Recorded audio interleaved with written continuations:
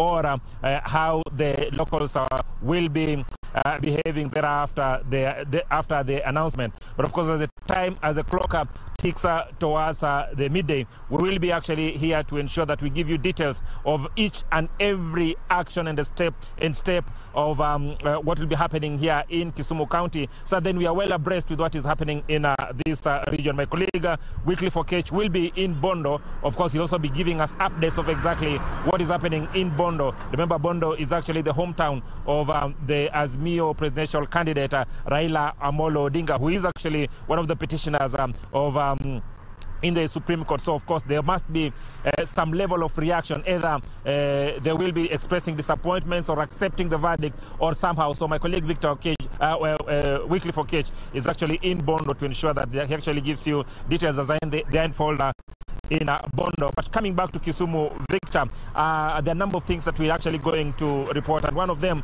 is the fact that there's been enhanced security, especially in government installations.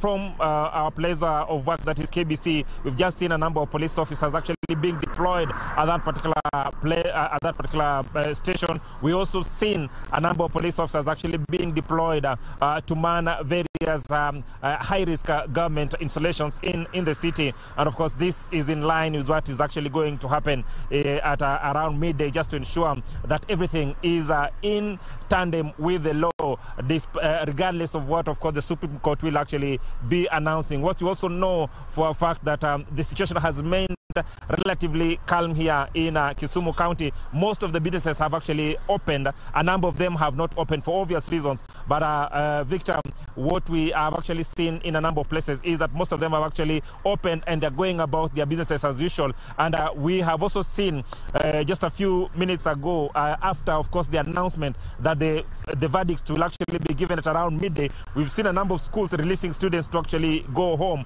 And of course, this is a precautionary measure just to ensure that when they announce, and of course, students and people actually will be safer. We also talked to a number of locals here, and most of them have actually expressed the desire to actually maintain peace, not just before, but of course after the announcement of the Supreme Court verdict. So we'll be expecting that they'll actually stick to their promise that they will actually be maintaining peace. And of course, that has been the rallying call from various leaders from this particular region, and of course opinion shapers too. Each and every person, each and every leader who's actually spoken to, calling on the locals to actually maintain peace before, during, and of course after the announcement by the Supreme Court.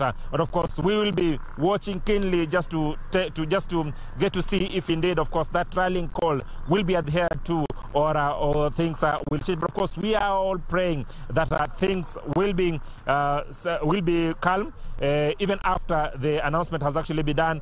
Regardless of the outcome, of course, everything shall remain calm and peaceful. However, we have a number of locals here who will actually be giving us what they feel, how we are going to carry ourselves, of course, before, during, and of course, after the announcement by the Supreme Court.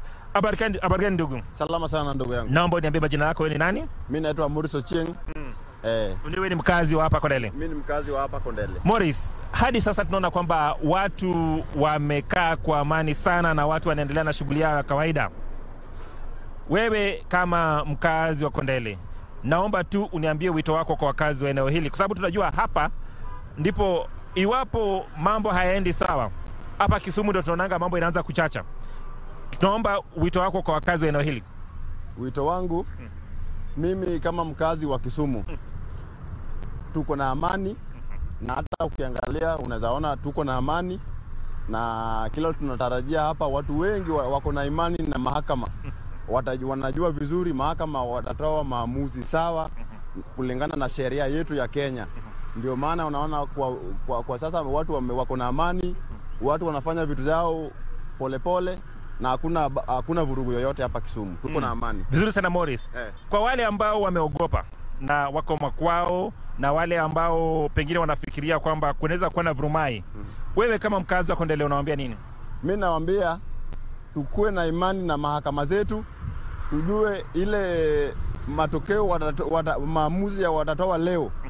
Watatoa kulingana na sheria na kulingana na evidence walipewa.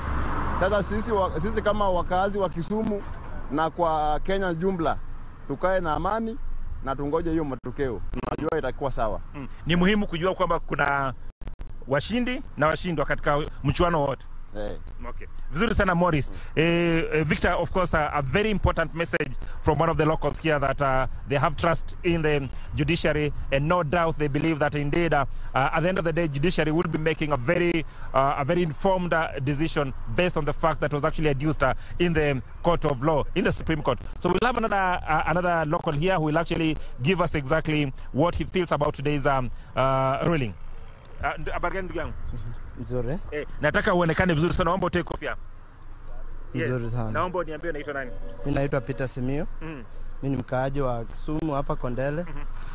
Ni mtu wa pikipiki hapa, tutatarajia hapa mambo ya Supreme Court. But tunatarajia na mambo ya Supreme Court ikutolee mambo ya nini? Ikuelezee as a court ifanye nini? Ikuamulie. Kwa sisi hapa Kondele ni wakaaji, tumejua mambo ya vile Kondele nakaa. Tunatarajia tu mambo ya koti yenye itaamua tu ndio sisi tutaenda nayo. Sisi mambo ya vita, mambo nini Kondele saa imetulia. Tunatarajia amani na tunatakia amani ifanye nini? Iendelee tu hivi. Wakaaji wa Kondele tuko tu hivi. Viongozi wengi wa eneo hili, tukianza na governor, tukianza na MCA, wengi sana wamehimiza wakazi wa eneo hili watulie kabla na hata baada ya uamuzi wa koti. Wewe kama mkazi wa eneo hili unaona kwamba wakazi wa eneo hili watafuatilia mashauri ya viongozi wao? Uamuzi wa uongozi wa hapa, sisi tunatakia tu haki na tunataka tu koti ifanye nini? Iangalie haki ya watu. Sio waangalie vikazi wa watu, lakini sisi tunatarajia tuone haki yetu. Tulitoka kupiga kura na tunatarajia kuona haki yetu vile nafaa. Asante sana Simiu. Simiu, of course, one of the boda riders here in Kondele. Of course, just telling locals that even as we await for the Supreme Court ruling, that indeed we must maintain peace and order, and of course abide by the law. A very critical message, of course, Victor, that has actually been passed over and over again.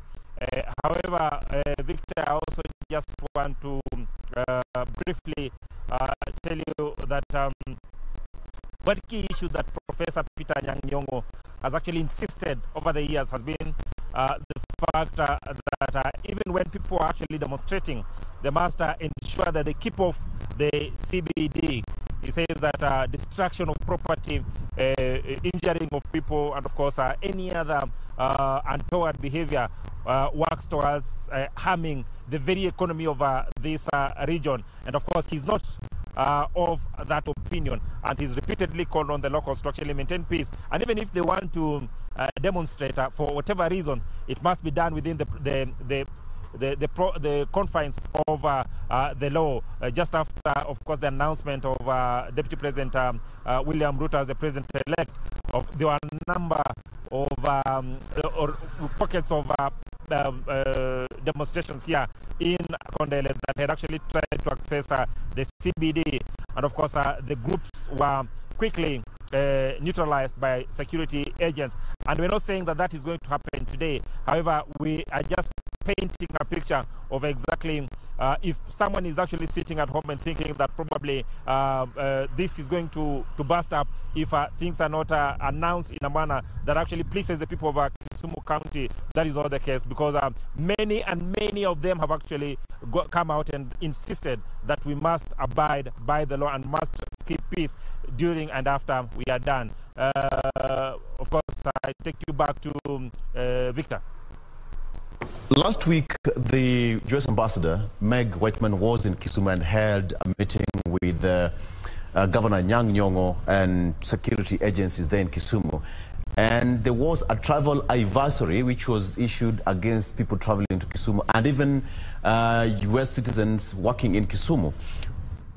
How do you think, and how did this message sink down with the residents there and even the government? The travel advisories that were actually issued back, the governor and of course leaders from this region have actually consistently lashed out at those travel advisories. However, they have maintained that there's need for actually to ensure that peace is maintained in this region. So that is very much in order. However, they say that this remains a very peaceful region, and it must be looked in terms of being a peaceful region and not looked in the precincts of course, what the travel advisories have actually been put out there by the US government and other European nations. Simon Ashola, thank you so much from Kisumu. Please just stay on standby just in case of anything and kindly let us know what will happen from the lakeside of Kisumu. All right. Ben Troy, before I hand it over to you, I think it's now time to exit the stage and give it to Regina, who will also sit on this seat to take this discussion to the next level. But for me, it's a good morning. Ben Troy, you can take it over. Thank you so much, Victor, and I'll begin exactly where Victor and Achola were having a conversation in terms of the travel advisory. And gentlemen, I would like you to dig into this because it's not the first time that we are having these advisories, and the good thing is that as Kenyans, we've always maintained peace during, not always actually, talking about the last two election cycles, this and the last one, we were largely peaceful. And something that always comes up when you talk about Kenya and anything big from Kenya is that if Kenya sneezes, the whole region gets that cold. And I remember, Wakili, you talked about how US had even mentioned Kenya when you talk about the electoral process. What precedent or the jurisprudence that we have in the Kenya, in our country, what can you say in relations to the decisions that we make that not only affect us, affect the region, and maybe a good example or whatever example to the rest of the world? Thank you, Ben Troy. That's a very good question because Kenya is a big brother, as a matter of speaking, in the region, and by region we mean Africa, and sometimes to the world, because what happens here is really of keen interest for the Western countries because, one, they have a lot of interests around here. The U.S. has the embassy, the U.S. embassy is it should be the largest in Africa. They have a lot of contingent around the logistical issues they deal around the region. It's coordinated from Nairobi.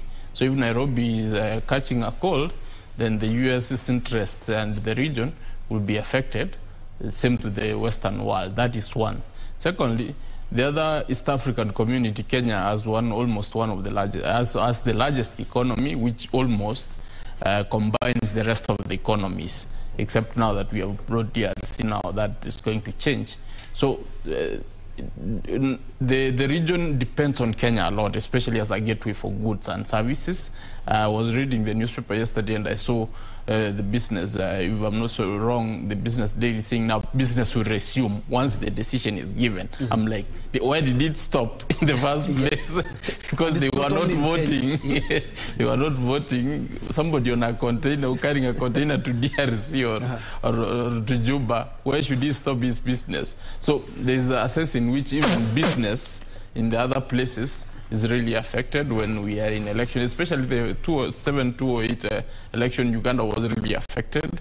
And any small thing, I've been in Uganda at some point when Kenya has issues, and it's actually affected more than Kenya. So that means that it's something which they have to hold with bated breath, that, you know, let's hope it goes well so that we continue with our business. So that aspect is what it is that we are looking at. The US is a Kenyan friend, and it's important that whatever affects them affects us. So when they see something affect them and they don't have the courage to walk through it the way we have, courtesy of our constitution, I think that is something commendable. Remember, their constitution is very old.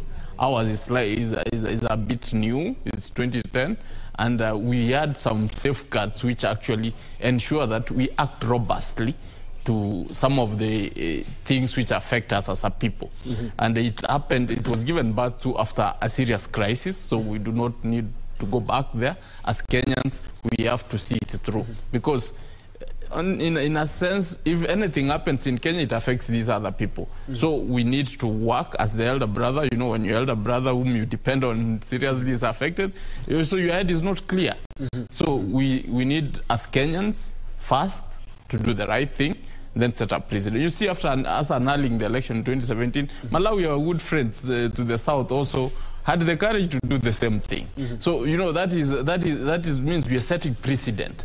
There was a communication, a silent communication from the East African community, people saying, begging Kenyans that please do a fair and verifiable election because we are also looking at you so that we can also be able to task our people to do the same. Because there's a way, if we do it right, the other people will be behooved to also do it right. So that is I think, something we need to look at. Yes, and I would also want to pick your mind, Wamboi Shadrach, as well on that, because at the end of the day, you are officers of the court as well. What precedent does that our decisions set? Because in 2017, the world was watching, and after that historic decision, Kenyans, even the countries that were not watching, were like, we need to watch how Kenya conducts itself. And as Gesori has talked about, is that even Malawi, and not only that, Kenya's example, the decision, the bold decision by the Apex Court, is being watched keenly, not only by our East African brothers, but by the rest of the world. Well, Ben, I mean, to be very fair to ourselves, we have always proved to be a first amongst equals.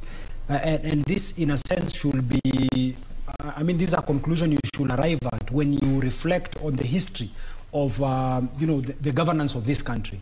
Now, remember, if you look at our neighbors, we are probably one of the countries that basks in a lot of glory as far as the respect for the rule of law is concerned. If you visit just our neighbors here, the Ugandans, they have been a subject of so many coups. And in any event, if you're to look at even the current presidency of Yoweri Kaguta Museveni, he actually assumed these reins of power after a coup was conducted, and then subsequently there has been, you know, lip gloss service on their democracy. There has been some intimation that they actually participate in democratic elections. Well, we might, I mean, some people might have a different thought on that as a conclusion.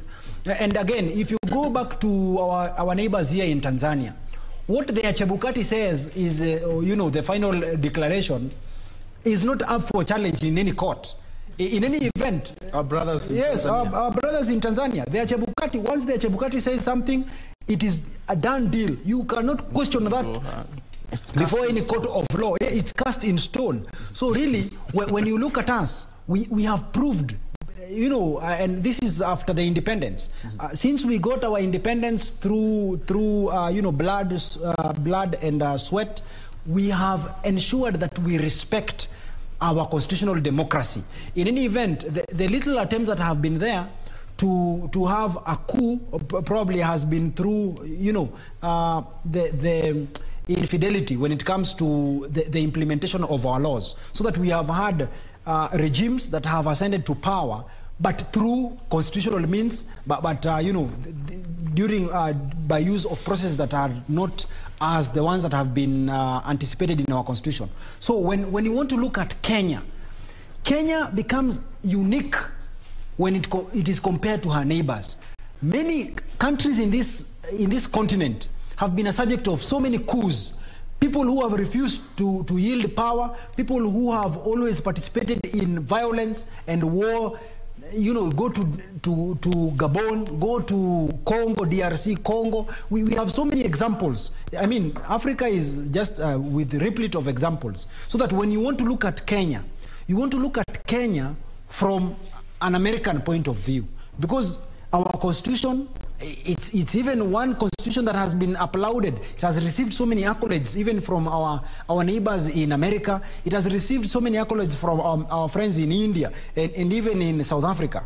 So that when you cannot compare us with the likes of Uganda. You cannot compare us with the likes of Gabon, DRC. No, no, no, no. When you want to compare Kenya, you must compare Kenya with its equivalent, which is the United States of America, where there is some respect of the law and the Constitution. And that is why probably this must explain the kind of attention we've been receiving. I've been receiving some interviews from media stations in South Africa. They are keen on establishing what is happening in Kenya. Mm-hmm.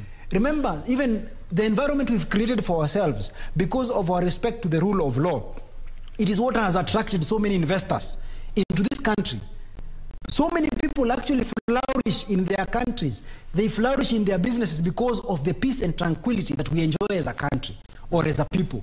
That is why we have so many South Africans investing in Kenya. We have so many, Chinese coming to invest in Kenya. We have so many people from Japan investing in Kenya. We have Americans who are investing in Kenya. And that is why they're even, scaring some of their people. You should not be in Kondele, you should not be in Kisumu, you should not be, because of, they know too well. Because of their interest as well. Yes, they know too well that they have invested so much in this country. Mm-hmm. And that is why what we do, our business is part of their businesses. Mm-hmm. And as you well put it, when we sneeze, they all get a cold. Mm-hmm. Yes. And I'll throw this on the other side. I will be coming to you, Wakili, on the Kenyan foreign policy, bearing in mind that, or judging by what has transpired in the last couple of years, just shows how strong our foreign policy is. I'm saying this because looking at the organizations that we've been able to head, IGAD, AU, East Africa Community, and also the non-permanent seat at the Security, UN Security Council, just underscores how strong our foreign policy is, and all eyes are on this judgment, bearing in mind that we even have judges, retired judges from other countries who are just seated there and watching, and of course they're going to write a report on how they have seen how the whole exercise has been. And as Kenyans, we also have another chance to cement ourselves in the annals of history in regards to how we conduct ourselves in this, not only in the judgment, but post-judgment. Maina.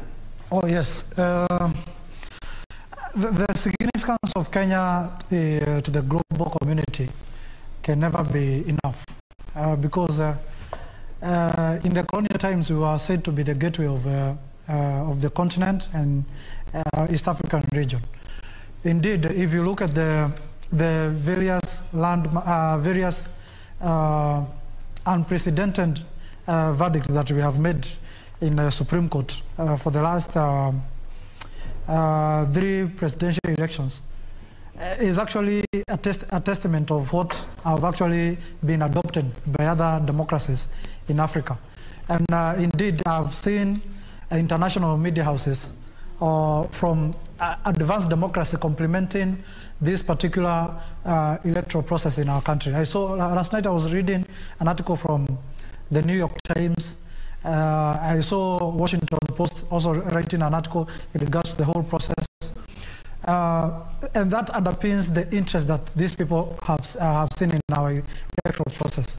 That actually shows that our democracy has really grown. I saw them actually comparing the insurrection of 2020 on the Capitol in the U.S. Capitol, where there was the conservatives trying to dispute the elections through the unorthodox means. And they were comparing the experience then with how Kenya is handling its electoral outcomes. That is in 2017 and also 2022. That is the kind of maturity that Kenya has come into. And I must say that our constitution has really helped us in actually getting this global respect and also the regional respect from our peers in the region. And that is the kind of direction we should take as a country. Even in terms of the economy, we need to take the direction that our democracy has taken, where we have diversity in terms of the products that come from our country, and also how we govern our commercial sector, so that that vibrancy can be realized and we can be able to have the strength that comes with the vibrancy of the economy. where we are heading to, my brother Troy, is that there might be a unification of the East African region in some years to come. In fact, the drafting of the constitution of the East African Federation is underway. I think it was supposed to be out by 2023. So if as a country we get it right, how we govern ourselves and how we conduct our commercial sector, then it means even when we unify as a region, we are going to be having an upper hand in that unification in regards to offering leadership at the governance level and also at the economic level. And that's where we should head as a country. The Kenyan foreign policy is vibrant. Remember, we have a concrete foreign policy that is documented. I think it is one of its kind in the African continent. And I think even as the next president comes, we can only improve on that foreign policy or make it even better, so that as a country we can have a country that is respected at the global level in terms of offering direction from the sectors of security, peace, and also the economic level. Because as of now, we are seen to be a regional superpower, but continentally and globally, we are still identified as a developing nation. How do we move from that status of a developing nation to a continental superpower and a global partner with the developed nation? It's by having a vibrant economy. And a vibrant economy comes with building an inclusive economy, irrespective of the strength of the enterprises that we might be holding as an individual population in this country. Indeed. Thank you so much, Maina Karobia, for your time and your insight. We have been here with you since we began this broadcast 7 minutes to 7, and of course that is quite impressive. Thank you so much for your insight. That has been Maina Karobia, who is a governance and leadership expert, and has been actually assisting us in putting things into perspective as we wait the big judgment. We are just an hour shy of that judgment, and the Apex Court did send earlier this morning, notice on that, and say that at exactly noon is when they will be giving us that judgment. And now we have new energy, new strength, and we are also trying to get that gender parity. And we are now joined by Regina Manyara. Good morning, Ray. Good morning, Troy. Indeed, you have been holding fort all the way from the crack of dawn, and we're here to support you. Remember, all eyes are focused on the Apex Court as well. Put 1 hour to go. We'll know which direction the country is going to be taking in terms of matters of leadership and, governance, so to speak. And it's definitely going to have a ripple effect in as far as Kenya moves forward, matters business as well as our international relations. And I like what our guest, the political analyst, Maina Karobia, said, that in the next few years, we are likely to see a unification of the East African community, as it were, and Kenya needs to cement its place as the center of it all in as far as matters of politics are concerned. Just to remind you that we welcome your feedback. You can get us on Twitter on KBC Channel 1. Now, as all eyes are focused on the Supreme Court and its decision that is yet to be made in the next 1 hour, let's take you down to Dagoretti, where our reporter Beatrice Getonye is covering, the CBC classroom, so to speak, with Cabinet Secretary there, Professor George Magoha. Good morning, Gatonye. How are you?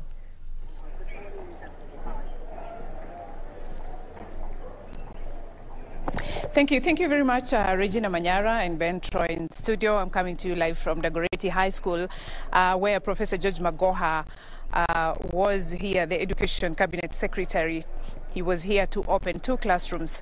As we all know, the CBC transition is happening next year, and grade 6 learners are expected to join junior secondary. And the CS has been busy running up and down, ensuring that the classrooms that had not been built are actually being built, and he says by Friday, the 20,000 classrooms will be ready, both in public and private schools, ready for learners come next year. He says the next government that will be coming in will find all systems go in terms of the CBC transition. And he says, as we know, in a few hours, the country is awaiting the Supreme Court verdict. CS Magoha says, however the outcome goes, or whatever the decision will be, he doesn't see it affecting the school calendar. And he further says that in case the political players decide to extend their time, there will be more consultation on how the education sector will continue operating. But he says he doesn't foresee any major challenges in terms of the students and pupils going on with their studies. He says the school calendar come next year, it gets back to normal. As we all know, due to COVID-19, the school calendar was a bit affected, and in 2023 is expected to normalize. And he says he doesn't see any major challenge in terms of the verdict that will be given today affecting those plans. Otherwise, the CS, as we all know, he's been running up and down, ensuring that the learners, especially the grade 6 who will be transitioning next year, will find all the classrooms ready.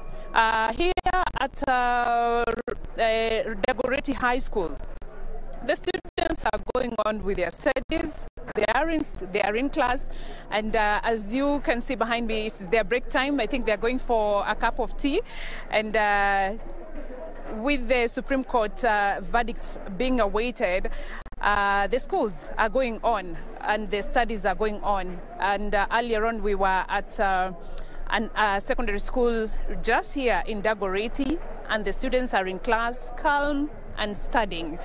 So that's what I can say as of now from the CS Magoha, and even as the country awaits for the Supreme Court verdict.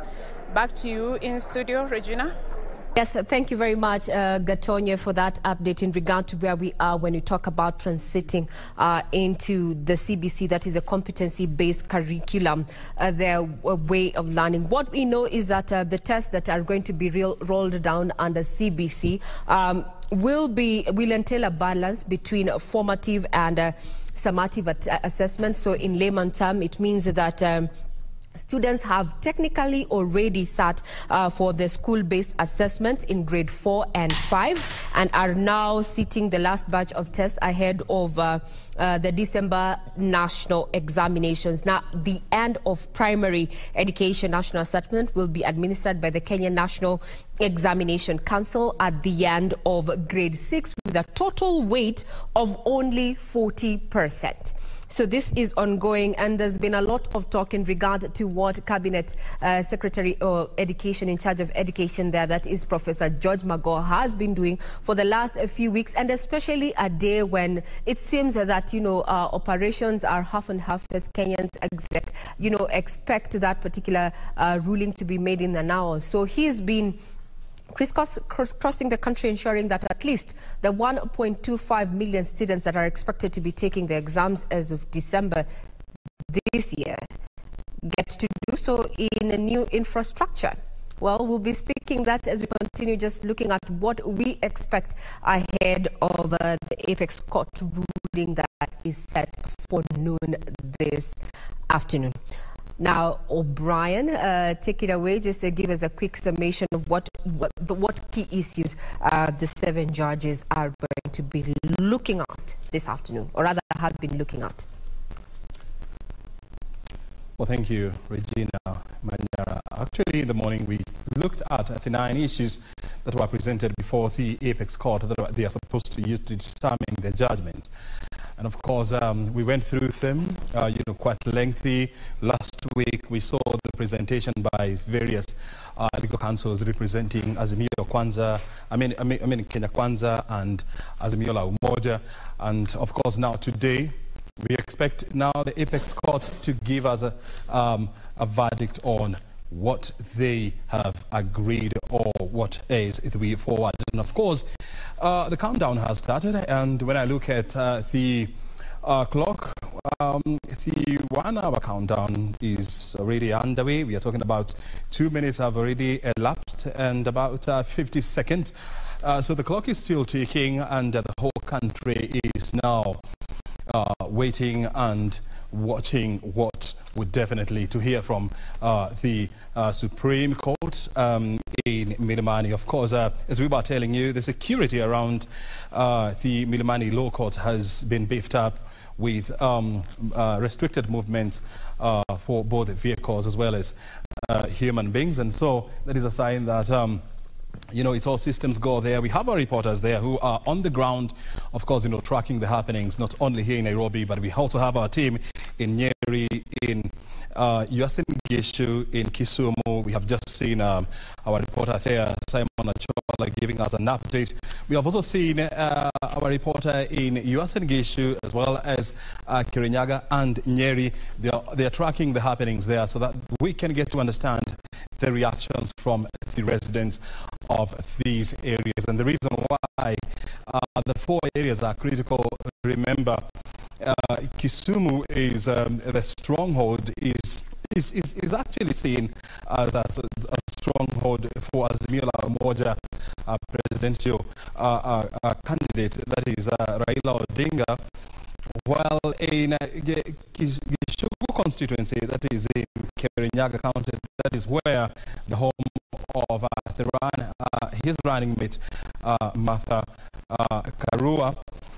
And in Nyeri, we have the Kenya Kwanza running mate, Mr. Gashagwa, that is where he hails from. And in Uasin Gishu, the Sugoi, in Sugoi, that is where we have the Kenya Kwanza presidential candidate, William Ruto, the president-elect, you know, he hails from there. So those areas are very critical.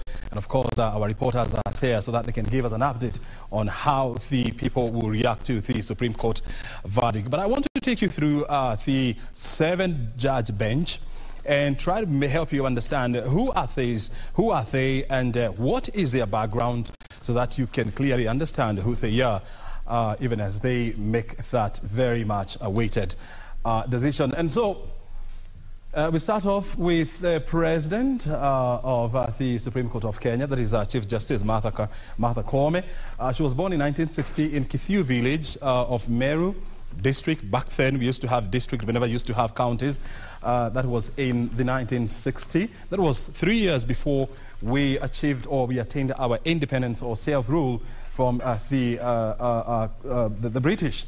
And so in 1986, that is about, he graduated with a Bachelor's of Law from the University of Nairobi, and in 1987, he was admitted to the bar to be an advocate of the High Court after going through the Kenya School of Law, which is mandatory for any lawyer practicing in Kenya. And in 2010, she graduated with a Master's of Laws in Public International Law from the University of London. And why this day is very critical, remember, this is the day that Kenya promulgated its constitution, and she was a member, or she played a critical role in ensuring that this constitution was delivered in 2010. In 1988, she began her legal career as an associate of Madenge and Mushemi advocates here in Nairobi. And in 1993, she started her own law firm, that is Martha Koome and Company Advocates, and she became a managing partner in 2003. She was going to serve that position for another 10 years, and in, from 1993 to 2003. So in 1996, she served as a council member of the Law Society of Kenya. She's one of the people who is credited with bringing the vibrancy of the Law Society of Kenya, with, among others, Gitobu Imanyara and other people, you know, who are critical in shaping the legal fraternity in this country. And she partnered with many other people, including the senior counsel, Paul Moite, who we just saw the other day. And so she has quite a big profile there. And she has also served as a chairperson of the Federation of Women Lawyers, FEDA, where she was important. Before you continue giving us, the bios of the 7 judges there, just to point to some of the pictures of what is happening at the Supreme Court. We see various councils have already started, arriving at the Milimani. Those are just live pictures that are coming to you there. Well, as you can see, we are less than 1 hour away from the delivery of that judgment. We have tried to just do a preempt. What are we likely to see? And from our eminent panel that we have in our studio is that there are only 2 ways that this could go. It's either a nullification or the election is upheld. And we all know if it's... we are looking at the upholding of that particular election, then we have 13th is the date, so to speak, for a swearing in. However, in the event of a nullification, we are likely to be looking at, in legal terms, either a rerun or a runoff, so to speak, one including the the petitioner and the main respondent there, that being President-elect William Ruto and Azimio flag bearer Raila Amolo Odinga, or well, the other might include the rest of the 4 candidates. But we are waiting to see. It's under an hour and we're here. Now back to you, O'Brien. Oh, absolutely, and that's what we are doing here. We just we are in studio. We are at the Milimani Law Courts just to observe what is happening there, and so we'll be crisscrossing over these critical places so that we can keep you updated on what's happening there. So we are still going through the profile of the President of the Supreme Court of Kenya, that is Chief Justice Martha Karambu Koome. And so in 2012, she was elected the chairperson of Kenya Magistrate and Judges Association. And fast forward in 2021, she was shortlisted for the Chief Justice position to replace David Maraga, whose tenure came to an end. And apparently, she managed to clinch the position, becoming her nomination was actually approved by the Parliament Committee on Legal Affairs, and she became the 15th Chief Justice and the first female to occupy that office in independent Kenya. So in 2021, the Justice and Legal Affairs Committee, as I told you, vetted her and recommended her. And so President Kenyatta appointed her as she took her oath of office at State House in Nairobi on May 21st, 2021. And in the same year, that is May 24, 2021, she assumed office at a ceremony that was held at the Supreme Court building. So that is a brief of the Chief Justice Martha Karambu Koome, who is the President of the Supreme Court of Kenya. Let's now go to the other lady who is critical in today's decision, and we are talking about none other than the Deputy Chief Justice of Kenya. That is who? Very good. Philomena Mwilu. She was born in 1958 and her career spans for over 35 years. In 1984, she began practicing law in Muthoga, Gaturu and Company, and later transferred to Mutunga and Company Advocates. In 1991 to 1997, she was a senior legal manager at Jubilee Insurance Company, serving in that capacity from 1999 to 2000. She was a board secretary of the Electricity Regulatory Board of Kenya, which actually was succeeded by the Energy and Petroleum Regulatory Authority. In 2006 to 2007, she was the deputy chairperson of the Energy Tribunal. And in 2007, she was a board director of Nairobi Water and Sewerage Company. In 2008, she was appointed High Court judge, first serving in the Commercial Court Division in Nairobi and later moved to the High Court in Eldoret. In January of 2012, she was appointed the head of the Environment and Land Division of the High Court. In October 2016, she was shortlisted for the position of Deputy Chief Justice of Kenya after the holder of the position, Justice Kalpana Rawal, attained retirement age of 70 years. Justice Mwilu emerged tops in the interviews, and the Judicial Services Commission picked her to hold the office of the Deputy Chief Justice. In 2017, she was part of the 7-judge Supreme Court bench that had and determined the 2017 presidential election, which was headed by Justice David Maraga, who retired. And of course, the court nullified President Uhuru Kenyatta's re-election and ordered for a rerun. Now, O'Brien, before you actually wind up there and just giving us a feel of exactly who is going to be or who is forming the 7-judge bench, so to speak. Well, let's take you down to Mombasa County, where we're joined by our very own Junaid Karisa to bring us up to speed with what is happening as Kenyans await that particular verdict on the presidential petition. Good afternoon. It's still morning. Junaid, how are you? Good morning, Regina. I'm at the Kenya Ferry Likoni crossing channel, and I'm joined by the residents just to give me a feel of their expectations upon the 12 noon verdict by the judgment by the Supreme Court. Tueleze tu unaitwa nani na matarajio yako ni yapi pole? Nataka nishukuru kwa nafasi hii kwa majina. Nathan Mokaya.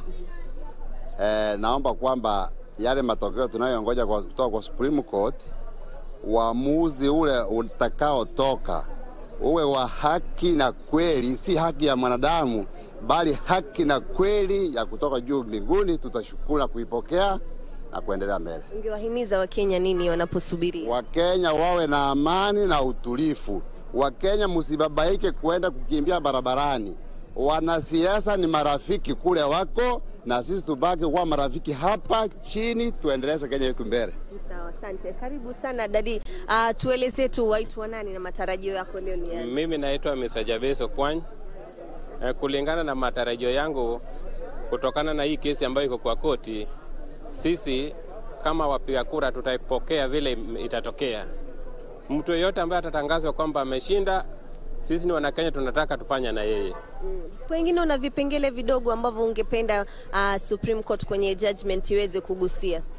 Mimi ningependa ya koti kuu ya Supreme Court ya kwamba they should follow the haki, the rightness of the ya court. Wasijudge bila weighing other side, lakini the justice, all we need is only the justice to be done to the Kenyans. Asante. Kwa rai pengine wakaaji wa Mombasa wanaposubiria? You know, Mombasa is a peacemaking town. Always we believe in peace, and whatever shall come out, we shall simply exercise our peace as usual. Asante sana. Yeah. Dadi, waitwa nani pengine na leo hii matarajio yako? Je, una vipengele ambavyo ungetaka ile judgment iweze kugusia? Yes, kwa jina naitwa Mohamed Ahmed Hassan, na hudumu kama Secretary General wa National Kenya kitaifa kwa madaktari wa tiba za kiasili Kenya. Kwa ujumla, matarajio ambayo nayatarajia leo ni matarajio ya ule ushindi ambao uko wazi. Kwa hivyo ningependa mahakama isiangalie kipengele chochote ambacho ni cha kuridhisha wananchi, isipokuwa iangalie uhaki na usawa. Pale uhaki uko na usawa, basi tekeleze. Wakaaji ungewaraji? Wakaaji ningewarai wawe watulivu na wakubali sheria na katiba ya nchi. Yes. Asante mzee wangu. Nimalizia naangalia tu kamera iliyoko mbele yako. Kipengele, nipe story. Kipengele kipi? Mimi kwa majina naitwa Malik Chelimo, mzaliwa Trans Nzoia, mkazi wa Mombasa tokea 2013. Na Mombasa kwa hakika ni mji wa amani. Na kile tunachotarajia kutoka kwa Supreme Court, tolewe tu haki na tuendelee kuwa na amani. Kuna kipengele ni kipi ambacho ungependa kiangaziwe zaidi? Kile ningependa kiangaziwe sana sana, especially hii mambo after every 5 years tunarudi kwa mambo na kesi. Tungetaka hiyo kitu hiyo kidogo sugu itolewe kabisa. Kama ni uchaguzi utakafanyika ifanyike bila mambo zingine. Huenda kesi ikasema kwamba pengine rais na naibu wa rais hakushinda na pengine kuna uchaguzi mwingine. Wewe ungeweza kulipokeleaje jambo? Tuko tayari kwa vyote vile, maana mahakama ya upeo na mahakama ya mwisho, na tutapokea kwa njia yote inayofaa. Asante sana dadi. Asante sana. Waitwa nani? Naitwa Jackson, mkazi wa Mombasa na kiongozi wa vijana. Tupe matarajio ya kwanza, nipe story. Vipengele gani ama ni kipi ambacho unaona kinafaa kuangaziwa zaidi kwenye ile judgment itakayotolewa? Commission ya IBC Mimi sina shaka mahakama ya juu itafanya kazi yake na itatoa uamuzi kulingana na sheria. Sisi kama wa Kenya tuko tayari kupokea uamuzi wowote ule ambao mahakama ya juu itatupatia sisi kama wa Kenya. Je, unaona kwa mtazamo wako IBC ilifanya mukshili yote? Kulingana na mimi commission ya IBC ilifanya kazi yake. Sasa hizi zingine mimi naona ni kama ni commission tu ilifanya kazi yake kama vile commission yote ile inafanya kazi. Nruhusu wa mwisho, dadi waitwa nani? Na kuona una mzigo kweli, pole kwa kuchoka, jua ni kali kweli. Naomba uangalie kamera tu iliyoko mbele yako. Waitwa nani na leo watarajia vipi mambo na Supreme Court? Mimi naitwa Paul Akelo Barasa, na matarajio yangu katika Supreme Court na tarajia ile uamuzi wa court ndio mimi nitafuata, kwa sababu sisi hapa nje tulimaliza, imebaki mambo ya court. Supreme Court ikitoa uamuzi, sisi kama wananchi tufuate, tusije tukawatu wafujo, kwa sababu hali ya Kenya ni hali ngumu dada. Himizo lako la amani pengine kwa wakaaji wanaposubiri hiyo judgment saa 6 kamili? Mimi naomba wananchi wenzangu wawe wapole, kwa sababu hali ya Kenya yetu imeharibika. Sisi tusije tukatoa uamuzi ubaya na ile hali koti imemaliza. Asante sana. Hayo tu dadi, pengine unamalizia wito wako? Mimi nakubaliana na huyu mwenzangu, nataka iwe uchaguzi hiyo uamuzi iwe ya watu wana imani wa amani na wakubali uamuzi utakayotokea. Pande huu ama pande wale wataambiwa ni wao, mwingine akubali matokeo. Asante dadi kwa kutuongelesha. Hayo tu ni matamshi tu ya wakaaji wa hapa katika kaunti ya Mombasa. Their clarion call still remains peace for most of the residents of Mombasa. So we have been just walking over, just getting a feel of how the business community is looking like here in Mombasa County. Most businesses have opened, give it like 80% of the businesses in Mombasa have reopened and are waiting, of course, how the day unfolds when it comes to that verdict. And life is as normal as it can be. The normalcy here is being experienced as normal as it can be, and they're just waiting, and hopefully that most of the judgment that will be delivered will be in their favor. This is a cosmopolitan town. It has been perceived as an ODM stronghold. However, we have seen that the peace has been maintained since the August 9th general election results were relayed, and we are expecting that even after today's ruling, the same peace will be upheld. So back to you in studio, Regina, as I continue to have a chit-chat with the residents of Mombasa. Thank you very much, Junaid, there, just giving us a brief in regard to what is happening down in County 001. The Kenyans are even imploring on their brothers and sisters to continue maintaining peace, a peace that we have witnessed since August 15th there, when we had Wafula Chebukati, the IBC chair, actually pronounce, or rather make the declaration that made that William Samoei Ruto is president-elect. Now we cross over to County 027 in Uasin Gishu, precisely Eldoret, where you can see on our screens there, that's our reporter Timothy Kipnusu, who is ready to bring us up to speed with what is happening in Eldoret. Good morning, Timothy. How are things down in Eldoret?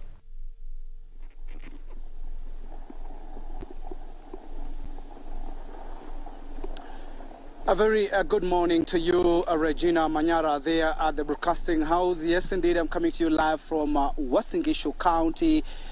This is the home county of the Deputy President, the President-elect William Samoei Arap Ruto, and we have been traversing a number of places here in Eldoret, and generally the area is calm, but a number of residents are waiting with bated breath to understand what will be the verdict from the 7-judge bench. Remember that 349,863 residents of Uasin Gishu went to the ballot to elect their leaders, and William Samoei Arap Ruto garnered 272,868 votes, with his closest competitor Raila Amolo Odinga getting 76,009 votes among the 506,000 138 registered voters from Wasingishu County, and generally they are just waiting to get to understand what will be the verdict. A number of them say that whatever the judgment that will be given by the IBC,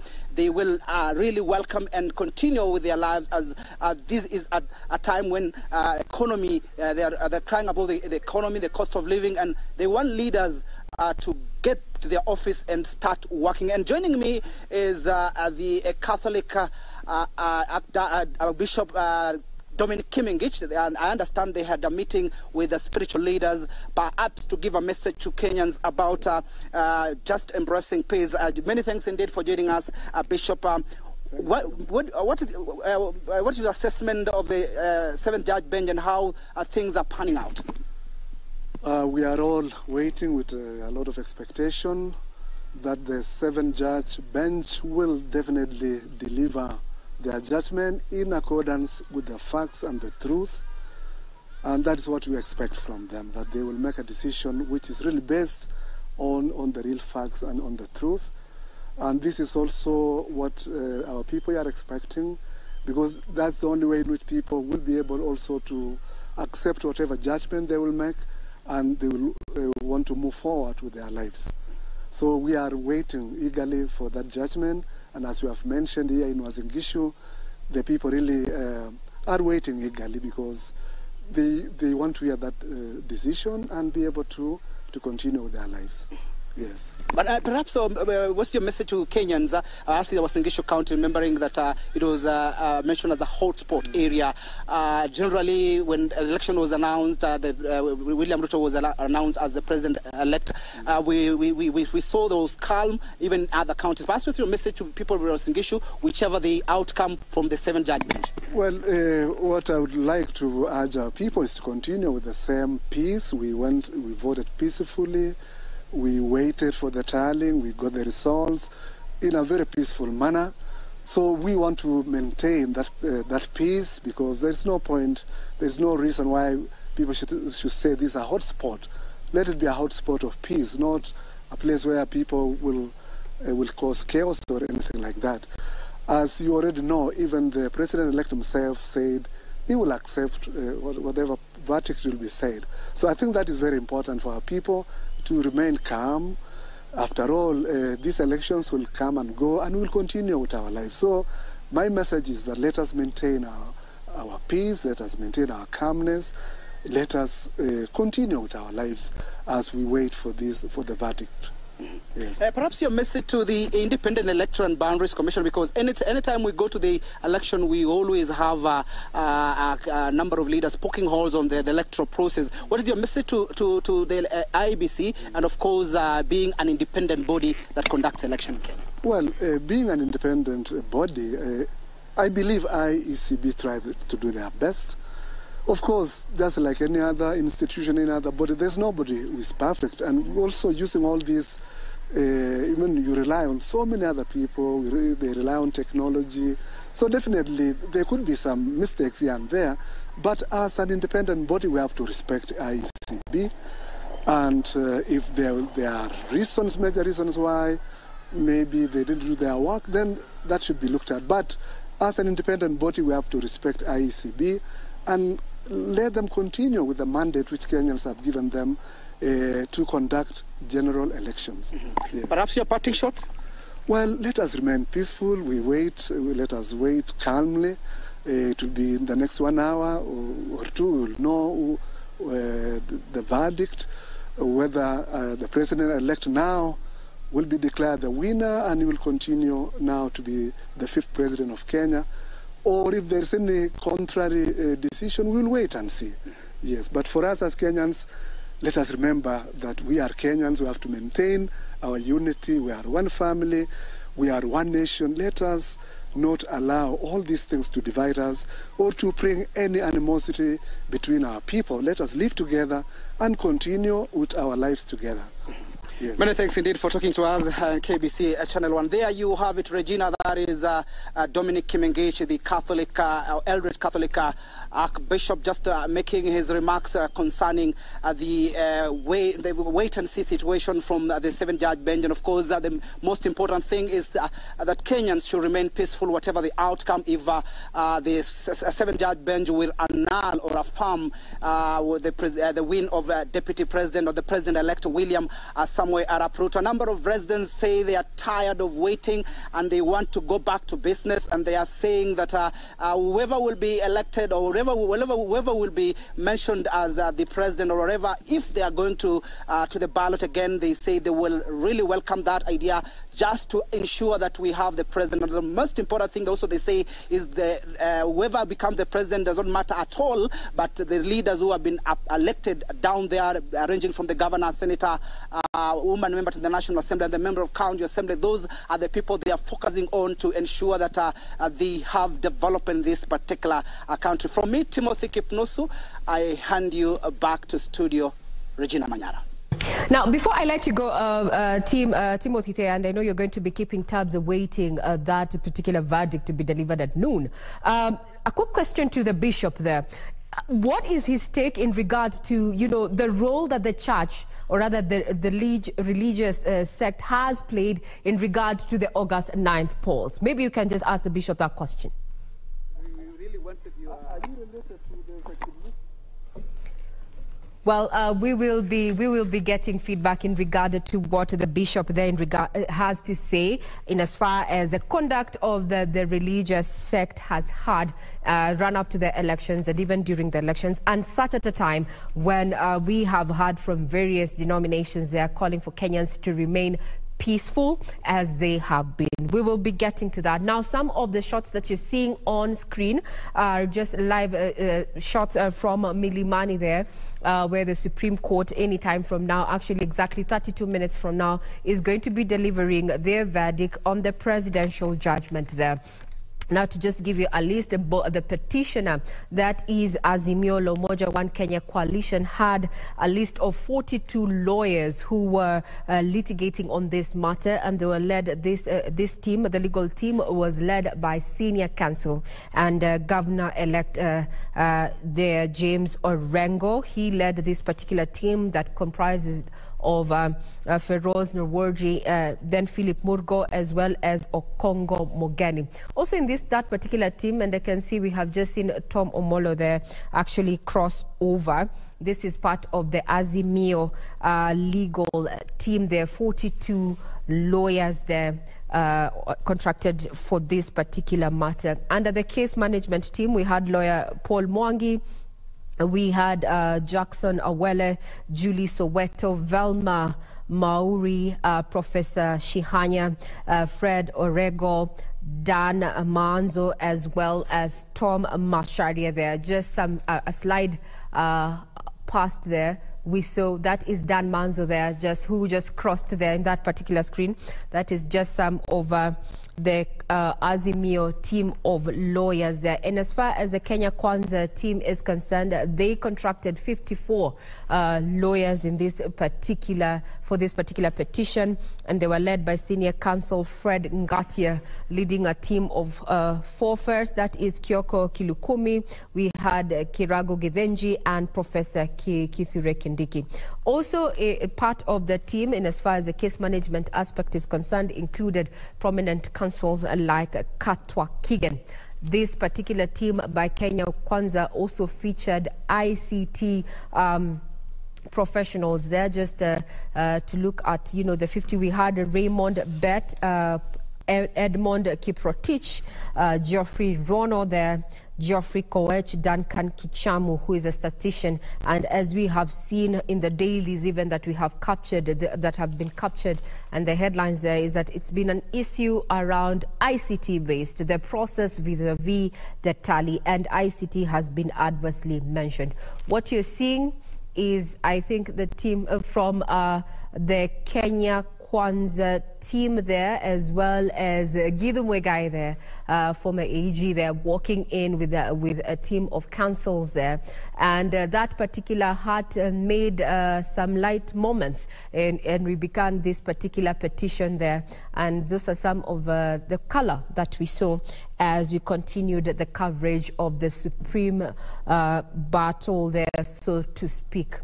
Either way, in the next 29 minutes, we are likely to see, we are seeing Wajakoya there with his durag also joining in. You can see this, we are 29 minutes to go, and we are likely to know which way the axle is going to land in as far as the presidential petition 2022 is concerned.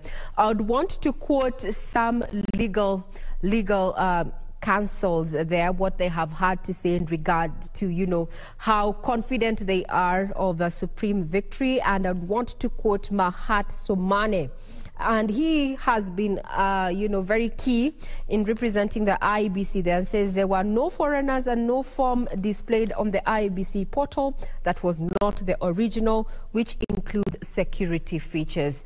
There's been conversation. What has been put on the IEBC portal? Is it a factual? Is it not? Is it a fake?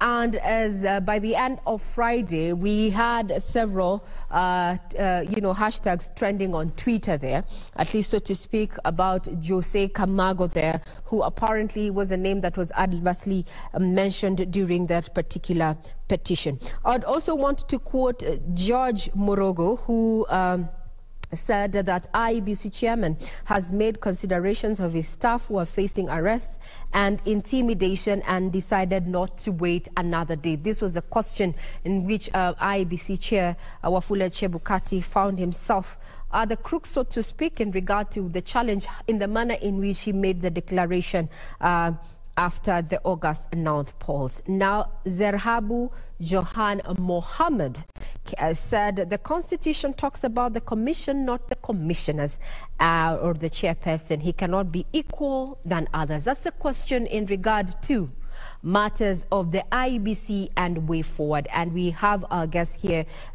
who have been chipping in and giving their views in regard which way forward as far as IEBC is concerned. And I'm talking about constitutional lawyer Shadrack Wamboi, as well as Gibson Gesore there. The question of IEBC, is this where we draw the line? Are we going to change in as far as the electoral law is concerned?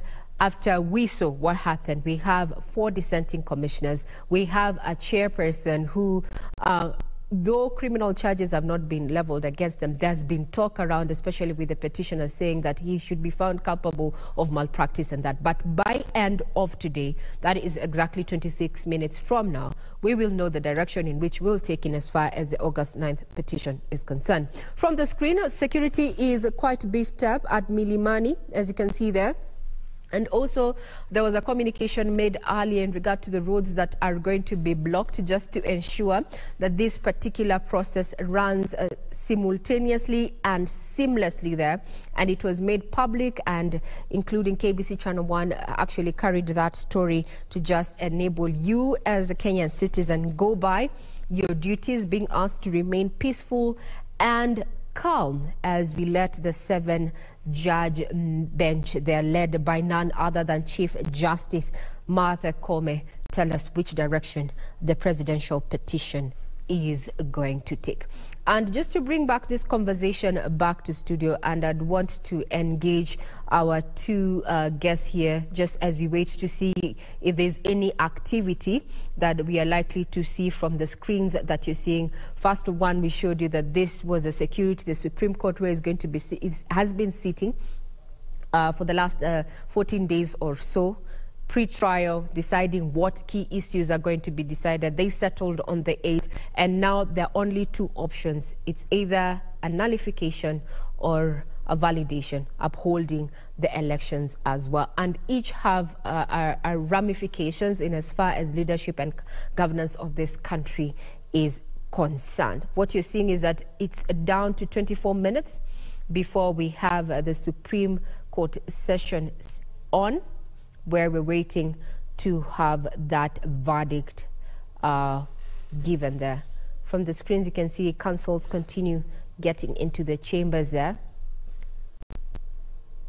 This was quite a petition, so to speak, each side not taking any chances with first petition and second petitioner there, hiring at least 42 lawyers led by Senior Counsel James Orengo there, while on the other side, one of the respondents, that is Kenya Kwanza there, engaged 54 lawyers led by Senior Counsel Fred Ngatia there. And we have been treated to quite legal matters, so to speak, having to learn a little bit of legalese during this time. Now, I want to bring back the conversation, but we'll continue keeping tabs on what is happening there at the Supreme Court and also looking at the security within the CBD. What our reporters on ground have shown right now is that it's business as usual, though a majority of Kenyans are not within the central business district.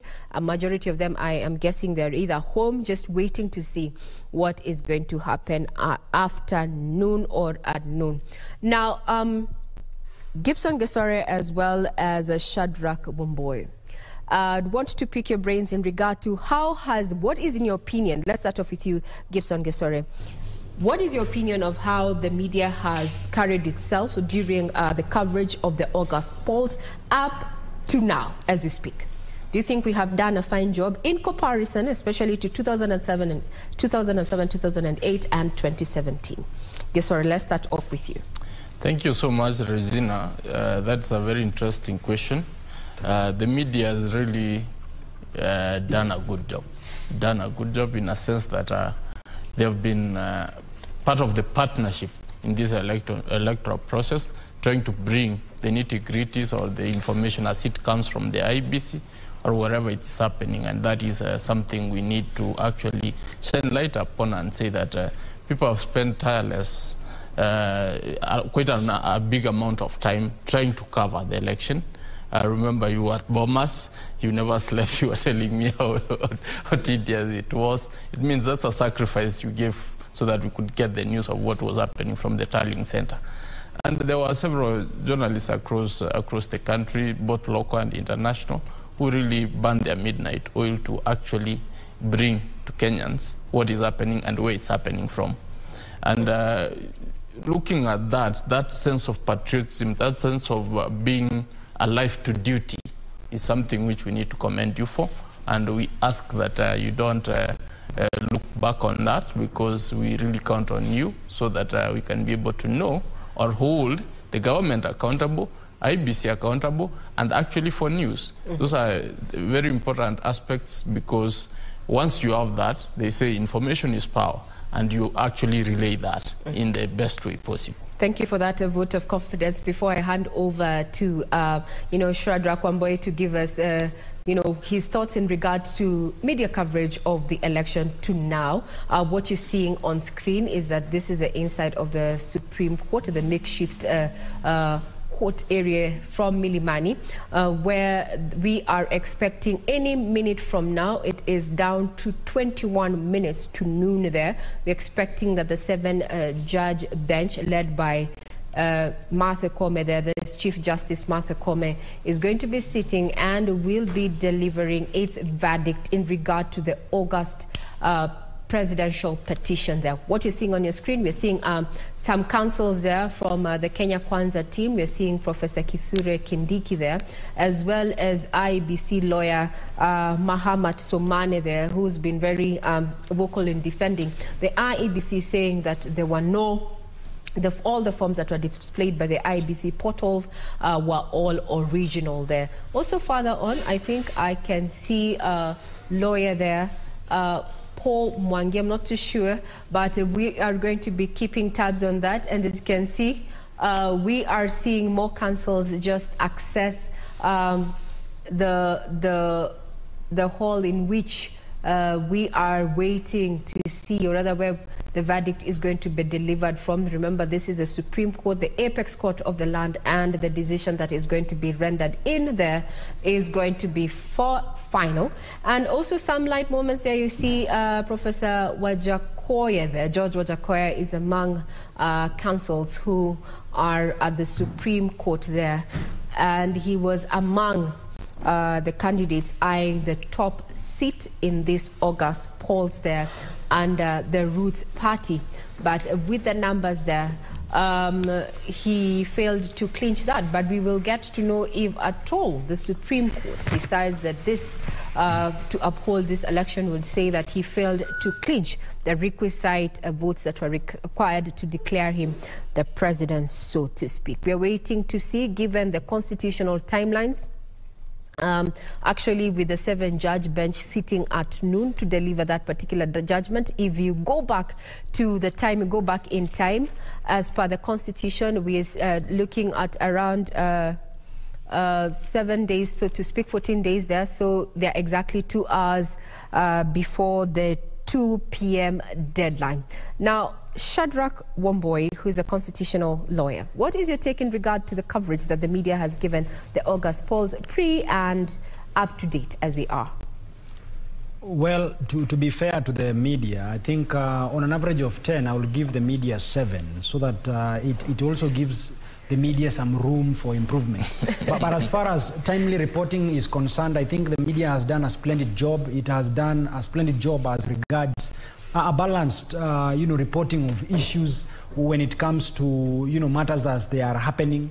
But I think one thing that probably is something that we should look forward to, it's investigative journalism, so that there has been some concerns. There has been some issues about, we begin with the stalemate that we experienced between the commissioners.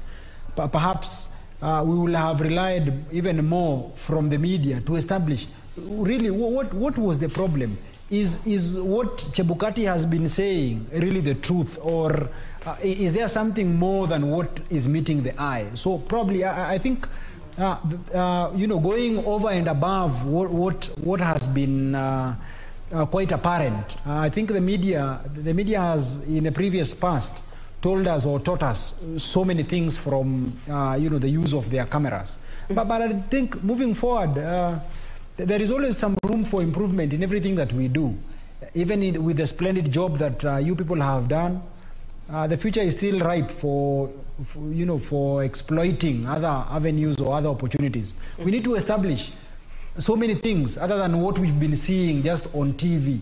We've been seeing, some plays, people playing. We need to also get a cover of what is this that has been happening behind the scenes, so that we are treated to more. And I think this is something that we live with you. All is not lost. There is still an opportunity where you can tell us, probably, or give us, a panoramic view of what has been transpiring behind the scenes that we have not seen so far. Now, that is in regard, those are your views in regard to, how the local media has covered the August polls up to this point. Maybe as I want to rope in my colleague Ben Troy in regard to, what we're expecting in the next 16 minutes or so. How does it compare when it comes to coverage of elections between the local media vis-a-vis the international media? Because there's a conversation that is currently ongoing online that there's a lot of anticipation, and it's all not good. It's actually negative, portrayal of Kenya and this particular situation we find ourselves by a section of international media outlets. Indeed. And Ray, let me pick it from where you started out when you talked about how the media has carried itself through all the electoral process and through the petition itself. Yeah. And you bear me witness that a lot of Kenyans talked about media letting Kenyans down the day that we started tallying the results. We did a very good presidential and gubernatorial debates, but we were not as united or as one cohesive unit when it came to the tallying process, and which would have helped a lot of Kenyans cool their nerves. But away from that, the election itself and the petition, I would say we as media have carried ourselves in the best way so far. In the great words of Wakili here, is that we still have some room to improve as based to how we cover and how we write our report. Because looking at what we see the same thing, but at the end of the day, when we go down to write our story, sometimes you find some discrepancies here and there. That said, the media also will be keen, and Kenyans will be keen to see how after this we do carry ourselves, because at the end of the day, you have had America talk about it, many countries, but they have to rely on the media, because if you don't show it, if you don't write it, if you don't present it out there, no one will know exactly what is happening in the country. And still on the same, and I think this is something that we can have a discussion on, an interesting read written by a journalist talking about the presidential petition. Raila Odinga has been a perennial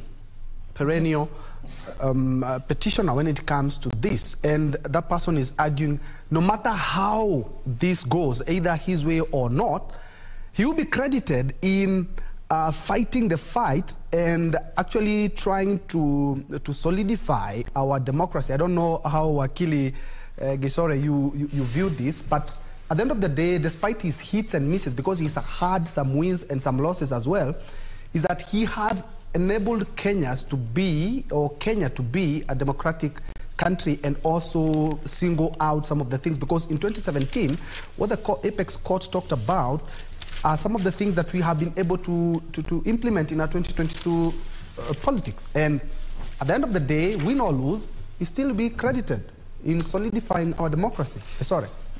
I think, Bentroy, I want to thank you for raising that issue about Raila Amolo Odinga. Raila Amolo Odinga is one person who has serious temerity for democracy, if I might say that, because look at the man, look at his journey. This man has been in prison, came out, fought for the 1992 liberation. That succeeded. We appealed Section 2A, and then turns back and joins Moi's government, and then turns to throw Moi's government out, or his choice, so giving rise to another liberation, whereby we had change of power. Then fast forward, we come to the 2005 referendum, where he had to actually leave government and champion our cause towards liberating Kenyans through a new constitution, which had dragged on for too long. So we saw his hand in all this process. We saw it in 2007, when the election went sideways. He was able and willing to share the government, as opposed to contrary views, which were telling him you shouldn't share anything, you won. If he was somebody bad, he could not have reneged on that.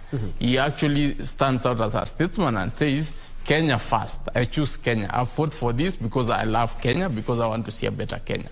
So if sharing the government with Moi Kibaki is something which is going to give us prosperity, is what I will do. And that happened.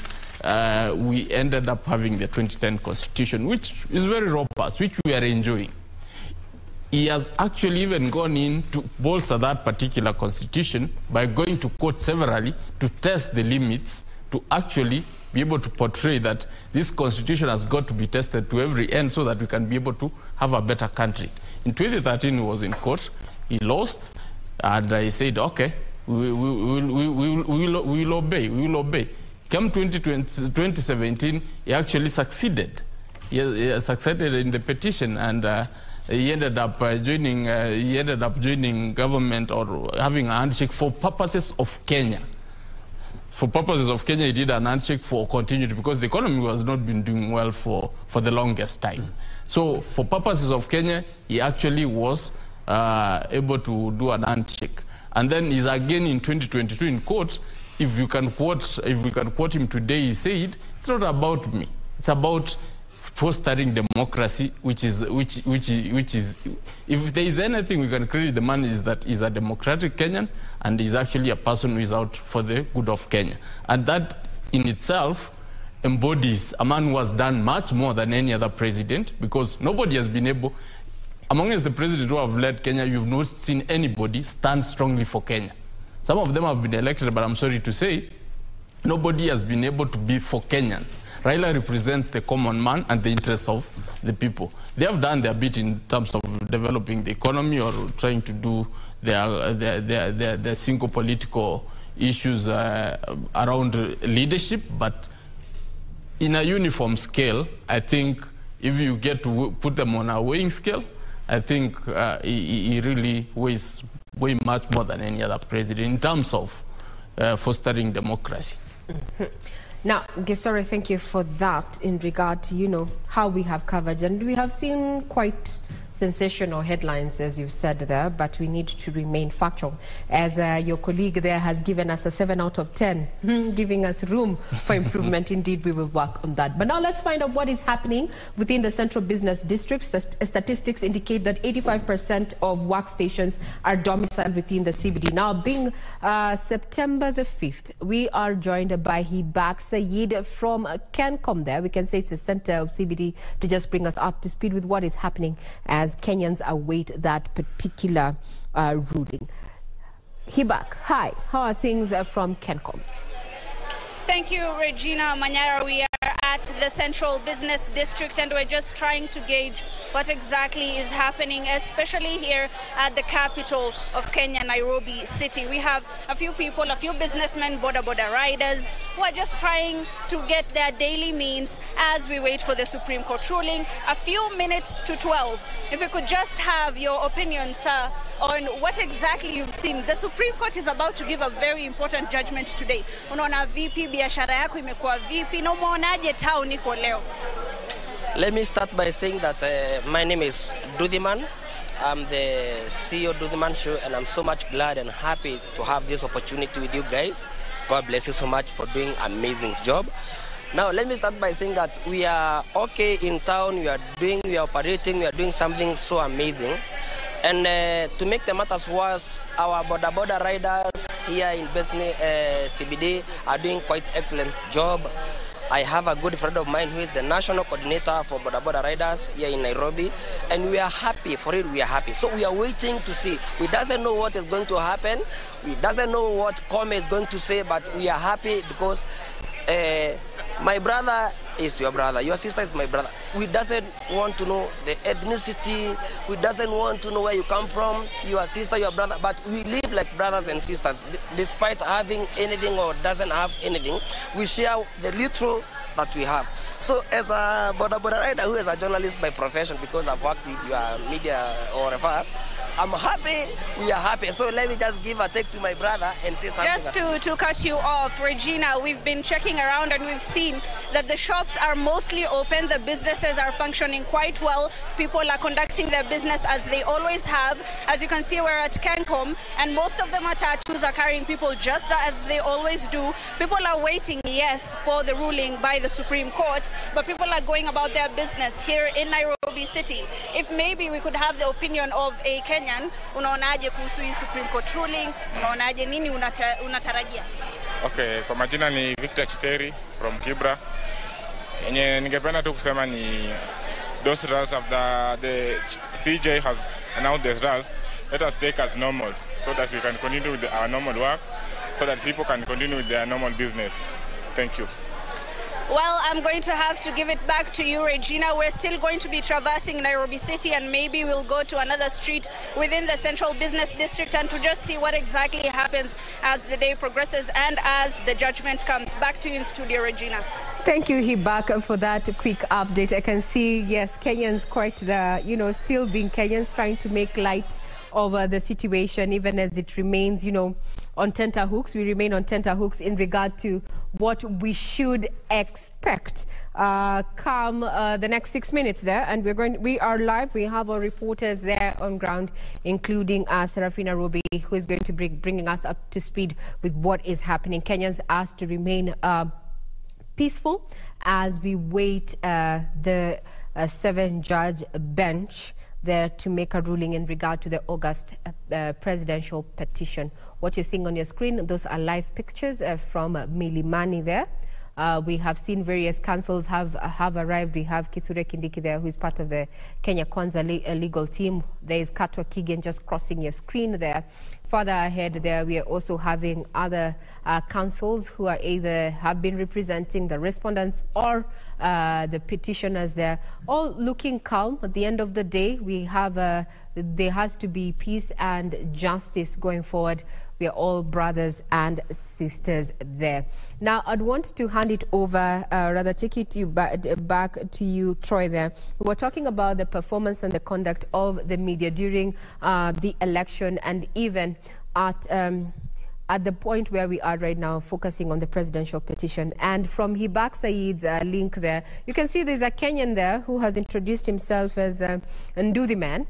And what I am actually proud of is that during this particular election, we did not have an issue of, sensation, so to speak, with the Githeri man aspect and such. We did not see this. We kept it to matters of fact. And I would want to say, let's toot our own horn as a media fraternity there. But it was a light moment to try and see that there was a gentleman behind Said Hibak there, calling guys to tell them, hey, you need to watch us. You need to watch us from KBC Channel 1. I'm live. Well, we also want to welcome your feedback. You can get us on Twitter on KBC Channel 1. But before we get to read what you have to say on Twitter and the expectations, we want to take you down to Kibra, where we're joined by my colleague Irene Mchuma Odim to bring us up to speed with how things are looking like in Kibera. Good afternoon.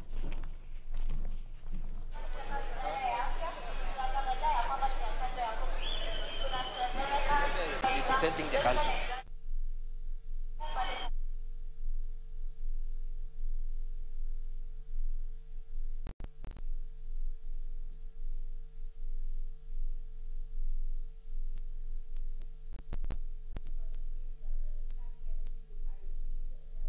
Get the sound corrected. We'll be getting back to you. We are domiciled in various parts of the country just to keep tabs on what is happening as we await the much anticipated verdict on the presidential petition of August 2022 there. Security has been beefed up. A communication was made to Kenyans, especially who are operating within the central business district. Various roads were closed, including Gong Road there at the junction of NHIF there, as well as, some motorists redirected not to use the Haile Selassie Avenue there to just try and keep crowds out of Milimani there, where the 7-judge bench is going to be giving its ruling. Led by Chief Justice Martha Koome. What you're seeing is security outside Milimani Law Courts there. That is a contingent of National Police as well as a General Service Unit. And inside there, we're seeing a council made up of, various, there you go, we have Soweto there. Council Soweto there. You can see how she's already there. I would want to know what's going on through the minds of the lawyers there, both for the petitioner and the various respondents there, who over the last 2 days have exuded confidence that they're going to be carrying their day, or rather their prayers are going to be carrying the day. In the next 1 minute, we are expecting the 7-judge bench there. We are seeing Feroz there, Luigi, as engaging Professor Githu Muigai and the legal counsel there, Governor-elect, that is James Orengo. Quite camaraderie there, transpiring between the senior counsels there. So, as we say, it's all in a day. It's all in a day when it comes to matters of litigation, and that there are no permanent enemies. But we asked that Kenyans remain peaceful, and justice, we hope, is going to be served in this particular matter. Yes, that. Is enough. Look at the pictures on your screen. James Orengo there, and other lawyers who are representing different factions.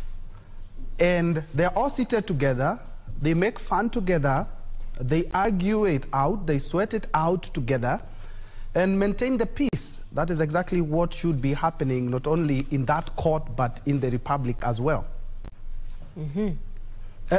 Before we crossed over to Irene, we were talking about how despite the fact that he has had some hits and misses in presidential petition, is that he has been able to bolster our democracy in regards to electoral matters. And I would like to pick Shadrach's mind on the same, is despite that Raila has won and lost some of the petitions, he has actually helped the electoral system in the country. That was an interesting read. I was reading from a journalist as well. And on the 7 out of 10, yes, I do agree, because there are some journalists still talking about a ruling. We don't expect a ruling. We expect a judgment today because it's the final product of what they have been hearing for the last couple of days. Wamboya, I would like to pick your mind on the same. Well, there is a lot to admire from the two gentlemen who have been, entertaining us with this presidential dispute. And one thing you will give to Dr. William Samoei Ruto first is his spirit of resilience. That spirit of, when he wants it, he goes for it. I mean, that is something admirable from his humble background. That is something that you will have to admire and acknowledge. On the other hand, you must acknowledge the kind of contribution that the Right Honorable Odinga has given us as a country. So many things. I mean, the laws that we currently enjoy have we actually enjoy them largely because of the contribution he has made, the kinds of pain he has had to go through. You speak of the multi-party, us becoming a multi-party democracy in the year 1990s. I mean, that is his contribution. His fight against the Moi utilitarianism, I mean, that is his contribution. Most of us have studied to an extent, and we appreciate the jurisprudence that has been created by Right Honorable Odinga. When you go to school, some of the things that lecturers teach is the jurisprudence that has emanated from the 2013 jurisprudence, which if Raila Amolo Odinga had not desired to go through that route, if he had not paid the security of cost of 1 million and paid the filing fees of 500,000 shillings, probably we will not have learned or gotten an opportunity to understand the law deeply the way we have understood it. Then, champions are actually made from people who try. Sometimes they fail because if you do not try, there is no likelihood that you will ever succeed, you will fail. But his failure in the year 2013 did not in any event discourage him from trying our democracy through the court processes. So that in the year 2017, we saw him participate in the elections, we saw him challenge the elections, the election results, so that the win that he got in the year 2017, and of course his refusal to participate in the process because of the referee. So whatever the outcome that we will get, if it is a repeat of the elections, then it will be a gift to Right Honorable Amolo Odinga, because we do not expect that he will be running in the year 2027. I mean, if age is anything to go by. In any event, even with probably a repeat of the process, it does not necessarily mean that it is a loss to Dr. William Samoei Ruto. No, it does not mean it. It only means that probably this is just but his dream that has been deferred, so that he will have another opportunity, probably in the next or within the 60 days that are set in law, and even probably even in the future. I mean, Right Honorable Dr. William Samoei Ruto is a young man who has a lot of life in himself. I think today he should be turning 55 years of age. Really, he has a lot. Yes. Now, Wamboy, right? Let's get to hear what is happening down in Kibra, where we are joined by Irene Mchuma Odim there to just bring us up to speed with what is going down there. Good afternoon, Mchuma. How are things at Kibera, or rather in Kibera?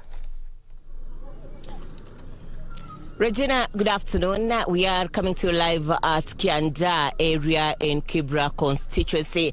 Earlier on, we were at Ayani and Makina areas, and Regina would say it's business as usual to a huge number of residents here in Kibra constituency. However, there are those who are following the proceedings from their screens. This as we wait for the verdict of the Supreme Court. Remember, Raila Odinga, who is the Azimio la Umoja presidential candidate, is also the ODM party leader.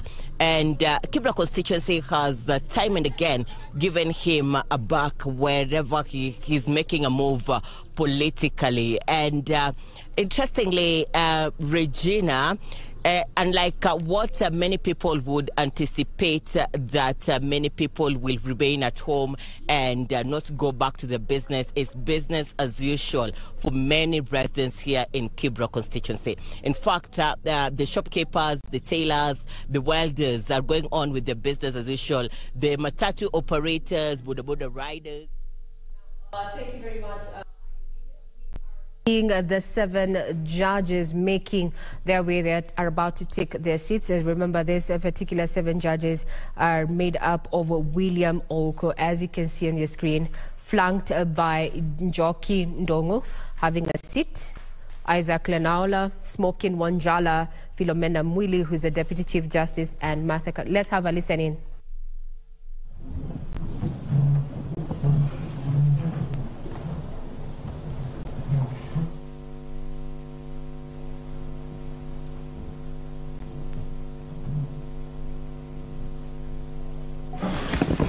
Good afternoon and welcome to the Supreme Court of Kenya for the delivery of judgment in Presidential Election Petition number E005 of 2022 as consolidated with E001, E002, E003, E004, E007 and E008 of 2022, Raila Amolo Odinga and 6 others versus William Ruto and 13 others.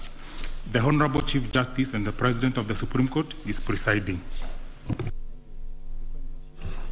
Thank you. Very good afternoon, ladies and gentlemen. Yes, this is the judgment of the court, which is delivered pursuant through 23(1) of the Supreme Court Presidential Election Petition Rules 2017 in the presidential election held on the 9th August 2022. This is an abridged version of the judgment. The full judgment will be delivered after 21 days.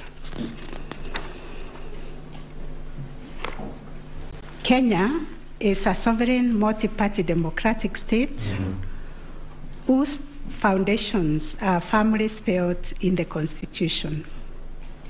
The Kenyan people's quest for electoral reforms since independence is well documented. That notwithstanding, and even without going back to the pre-1992 era, every cycle of elections has been highly contested, with the exception of 2002. This speaks to a background of distrust of the administration of our electoral process. Informed by this setting, Kenyans made a decision to vest the Supreme Court with the jurisdiction to determine questions regarding the validity of a presidential election under Article 140 of the Constitution. The reactions following the declaration of results of the presidential election of 9th August 2022 shows that the Independent Electoral and Boundaries Commission, IEBC, has not yet garnered universal public confidence and trust in the internal management of the Commission and elections. On the 15th August 2022, 6 days after the general elections were held, Mr. Wafula Chebukati, the chairperson of IEBC, announced the following results. Raila Odinga, 6.942, 930 votes, representing 48.85%. William Ruto, 7.176, 141 votes, representing 50.49%. David Wahiga, 31,987, representing 0.23%. George Wajakoya, 61,969, representing 0.44%.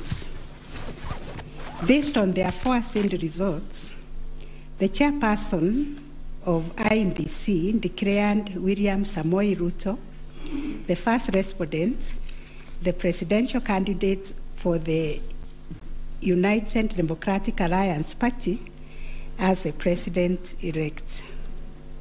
This declaration has precipitated a total of 9 presidential petitions that are filed before us, to wit, number 1, presidential election number 001 of 2022, John Njoroge Kamau versus Wafula Chebukati and 3 others, and Raila Amolo Odinga and 7 others named as interested parties. The second petition is presidential election number 002 of 2022, Youth Advocacy Africa and another versus IMBC and 12 others.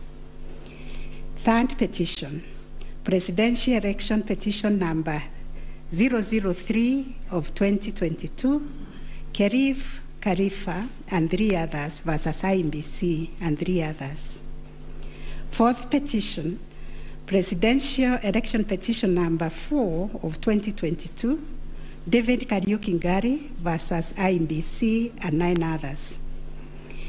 5, presidential election petition number 5 of 2022, Raila Amolo Odinga and another versus IMBC.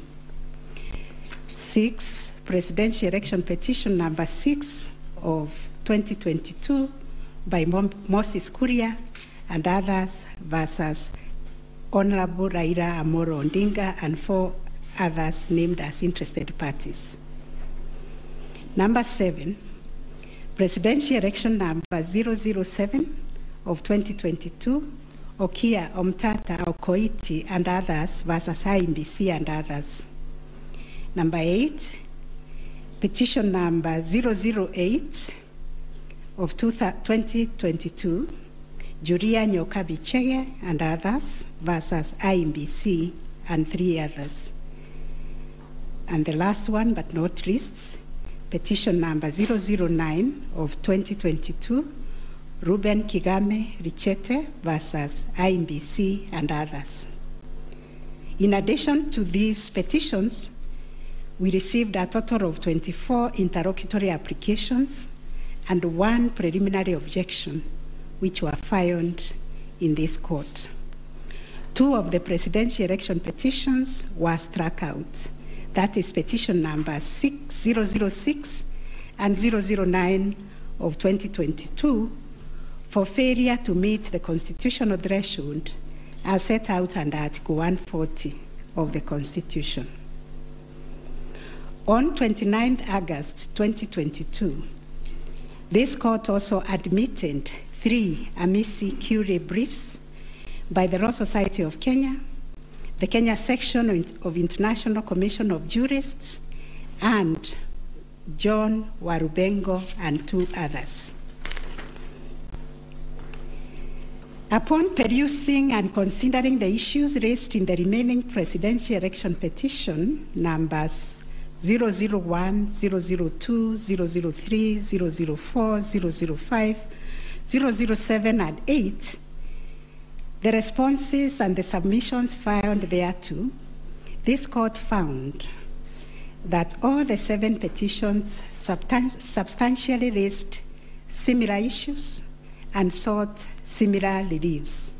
Consequently, on 30th August 2022, this court ordered that the 7 petitions be consolidated and designated presidential election petition number 005 of 2022 as the read file. From the consolidated petition, the responses filed and submissions filed by all the parties, the court crystallized the following issues for determination. And those issues are there. We have repeated them several times. I will not read them. Having considered and deliberated upon the consolidated petition, the attendant responses, submissions, and also considering the amici curiae briefs, we now make the following determination on issue number 1, which is whether the technology deployed by IBC for the conduct of the 2022 general elections met the standards of integrity, verifiability, security, and transparency to guarantee accurate and verifiable results. As noted in the introduction, lack of trust in the electoral system has endured in Kenya for a long time. This led to the introduction of electoral technology following recommendations made by the Independent Review Commission on the general elections held on the 27th December 2007, popularly known as the Kriegler Commission report.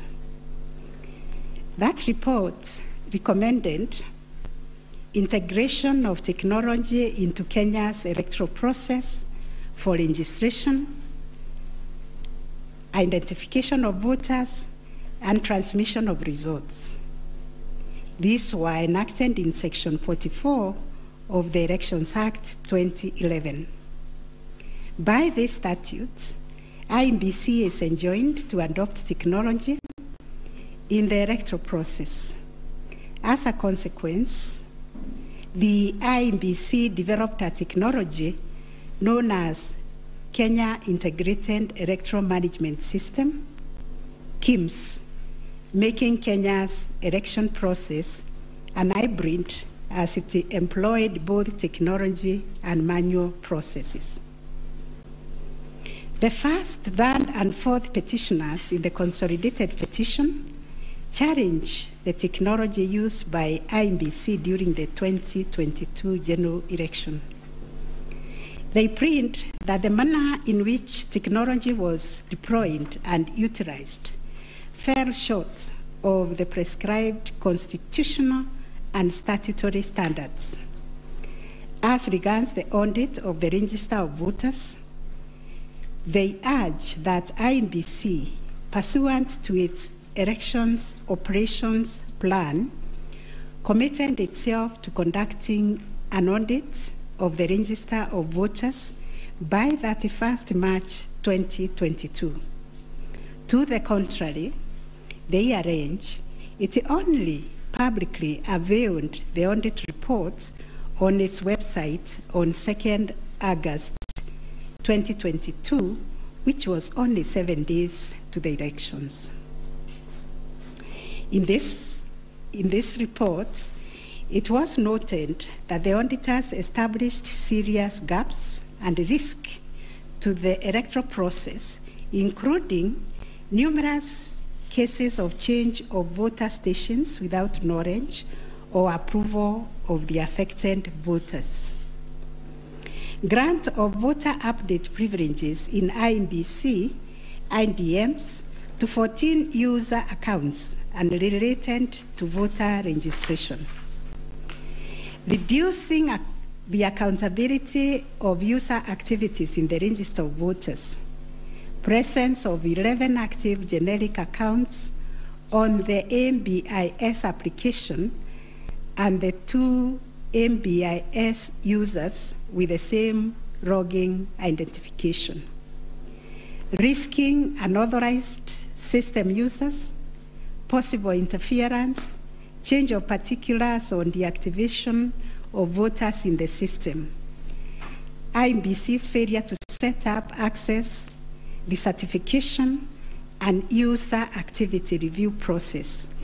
And IEBC was also arranged to have failed to respond to requests by auditors for crucial information.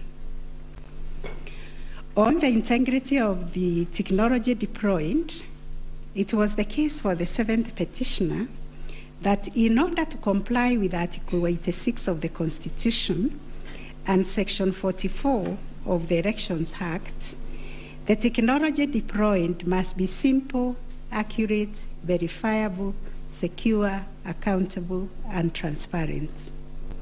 On the simplicity of technology, the 7th petitioner contends that the KIMS kits failed the tests as they were not easily usable by ordinary citizens without expert knowledge. They further assert that IEBC was expected to procure and put in place a technology necessary for the conduct of the general election at least 120 days before the election and ensure consultation with the relevant agencies, institutions, and stakeholders. Furthermore, the petitioners arranged that IEBC violated its constitutional duty by delegating the design, implementation, and conduct of the KIMS components of the election to a foreign company, Smartmatic International Holdings, BV. As a result, IEBC staff and the public did not have full comprehension of the KIMS components. They conclude, therefore, that IEBC abdicated and surrendered its role to conduct elections to Smartmatic, and that IEBC vigorously fought any attempt to subject Smartmatic's activities to accountability and transparency, including the safeguards required by Regulations 61, 69, and 75 of the Elections General Regulations 2012. In response, IEBC has submitted that the electoral system met the constitutional threshold, that all the necessary information was accessed only by the authorized persons. The information was accurate, complete, and protected from malicious modification, either by authorized or unauthorized persons. IEBC maintained an audit trail on activities related to information, and that the information was available and could be authenticated through the use of various security features. In further response, IEBC contended that they engaged KPMG on 7th April 2022 to conduct an audit of the register of voters, which was submitted on 18th June 2022. In addition, it issued a briefing on the report on 20th June 2022, summarizing the thematic areas therein and disclosing its findings as well as actions taken to remedy the issues identified. It also conducted its annual audit in compliance with Regulations 11 and 12 of the Election Technology Regulations 2017 and a certification of compliance issued to it on 3rd August 2022. IEBC relied on sworn affidavits by Michael Ouma, Moses Sunkuri, and Hussein Majan on 26th August 2022, which were to the effect that it published the interim report by KPMG on 8th June 2022 and embarked on remedial measures aimed at effecting the recommendations ahead of publication of the final report.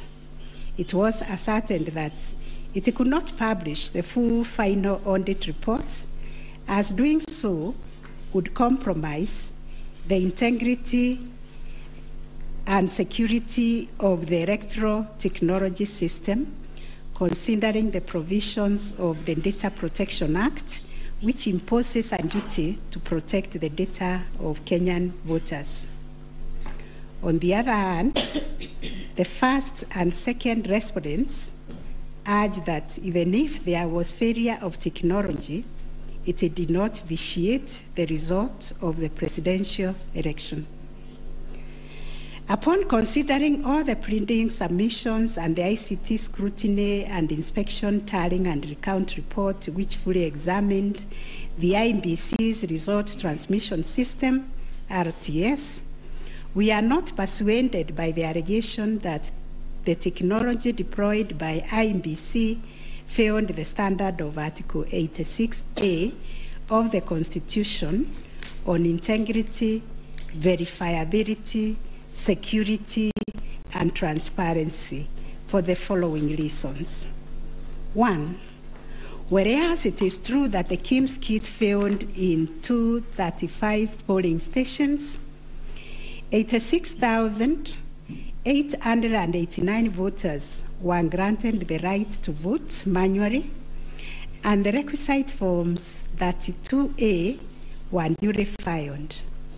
This happened successfully in Kibwezi West constituency and parts of Kakamega County. 2, while the audit report was released to the public 7 days before the 9th August election, the register of voters was used at the election without any apparent anomalies. 3, Smartmatic was procured to provide the necessary technological infrastructure, as IEBC did not have the capacity to do so. No credible evidence meeting the requisite standard of proof of access to the system by unauthorized persons was adduced by the petitioners. The scrutiny report prepared by the registrar of this court did not reveal any security breaches of the IEBC's RTS. IEBC successfully deployed a biometric voter register system which captures unique features of a voter's facial image, fingerprints, and civil data to register and update voter details across the country and also in the diaspora. The BVR captures a voter's facial image, fingerprints, and civil data, which features are unique to each of the voter. In compliance with Section 6A of the Elections Act 2011, IEBC opened the register of voters for verification of biometric data by members of the public for a period of 30 days. Thereafter, the register was revised to address issues arising from the verification exercise. KPMG then audited the register, and we are satisfied that the inconsistencies and inaccuracies identified during the audit were somewhat successfully addressed. The second issue was whether there was interference with the uploading and transmission of Forms 34A from the polling station to the IEBC public portal. The first petitioner arranged staging that a person who had access to the RTS intercepted, detained, or stored Forms 34A temporarily to convert or manipulate it before uploading it on IEBC's public portal. It is arranged also on 11th August 2022, IEBC dumped over 11,000 Forms 34A on the public portal between 11 to 11:09 hours. To rebut this allegation, IEBC and its chairperson, in their response dated 26th August 2022, denied staging and unauthorized intrusion of the RTS. In that regard, they urged that every image of Form 34A was uploaded immediately after the transmittal of results. The form was received as evidence by the timestamp. Similarly, the first respondent denied these allegations. Our finding: 1, no credible evidence was presented to prove that anyone accessed the RTS to intercept, detain, or store Forms 34A temporarily before they were uploaded to the public portal. The allegation that 11,000 Forms 34A were affected by staging was similarly not proved. 2, the allegation that IEBC, its officials and strangers used a tool to tamper with the Forms 34A before converting them to the portable document format, that is PDF, that eventually appeared on the public portal, was sufficiently explained when IEBC demonstrated how KIMS captured and transmitted the image of Form 34A. Accordingly, we dismiss that allegation. 3, during the ICT scrutiny, it turned out that the transmission logs produced in the affidavit of Justice Nyangaya were of no probative value. The registrar's report shows that the original Forms 34A from the contestant polling stations, which were allegedly intercepted, were exactly the same as those on the public portal, and the certified copies that were presented to this court pursuant to the provisions of Section 12 of this Supreme Court Act 2011. 4, regarding the allegation that the integrity of the public portal was compromised, this was disproved by evidence of consistent attributes such as unique timestamps, uniform PDF conversions at the polling stations, correct polling station mapping, and consistent KIMS reporting from verification to transmission of results. 6, the RTS was configured on a virtual platform network, VPN, and the SIM cards locked to a specific polling station.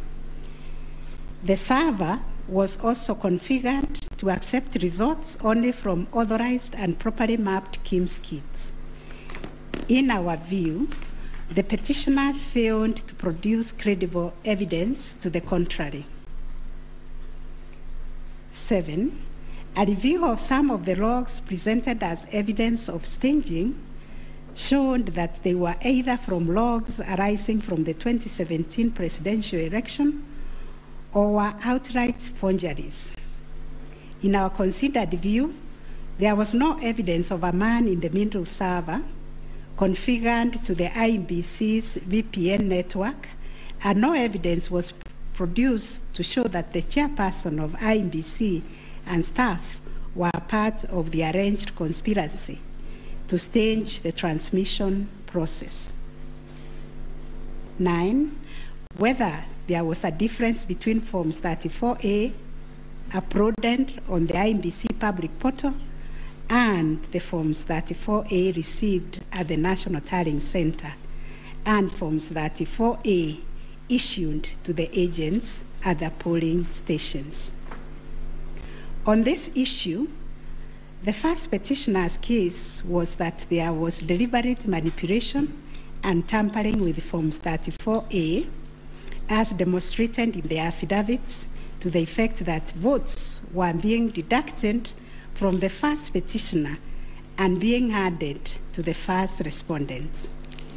To support this petition, evidence was contained in the affidavits of Honorable Martha Karua, sworn on 21st August 2022, Celestine Anyango Opio, Arnold Ochieng Oginga, and John Mark Githongo, which was sworn also on 21st August 2022, and a further affidavit sworn on 28th August 2022. Dr. Nyangasi also swore an affidavit on 21st August 2022, and so was Martin Papa, to support that allegation of handing and subtraction of votes. On the other hand, IEBC and its chairperson urged that all Forms 34A transmitted to IMBC portal were not interfered with or manipulated.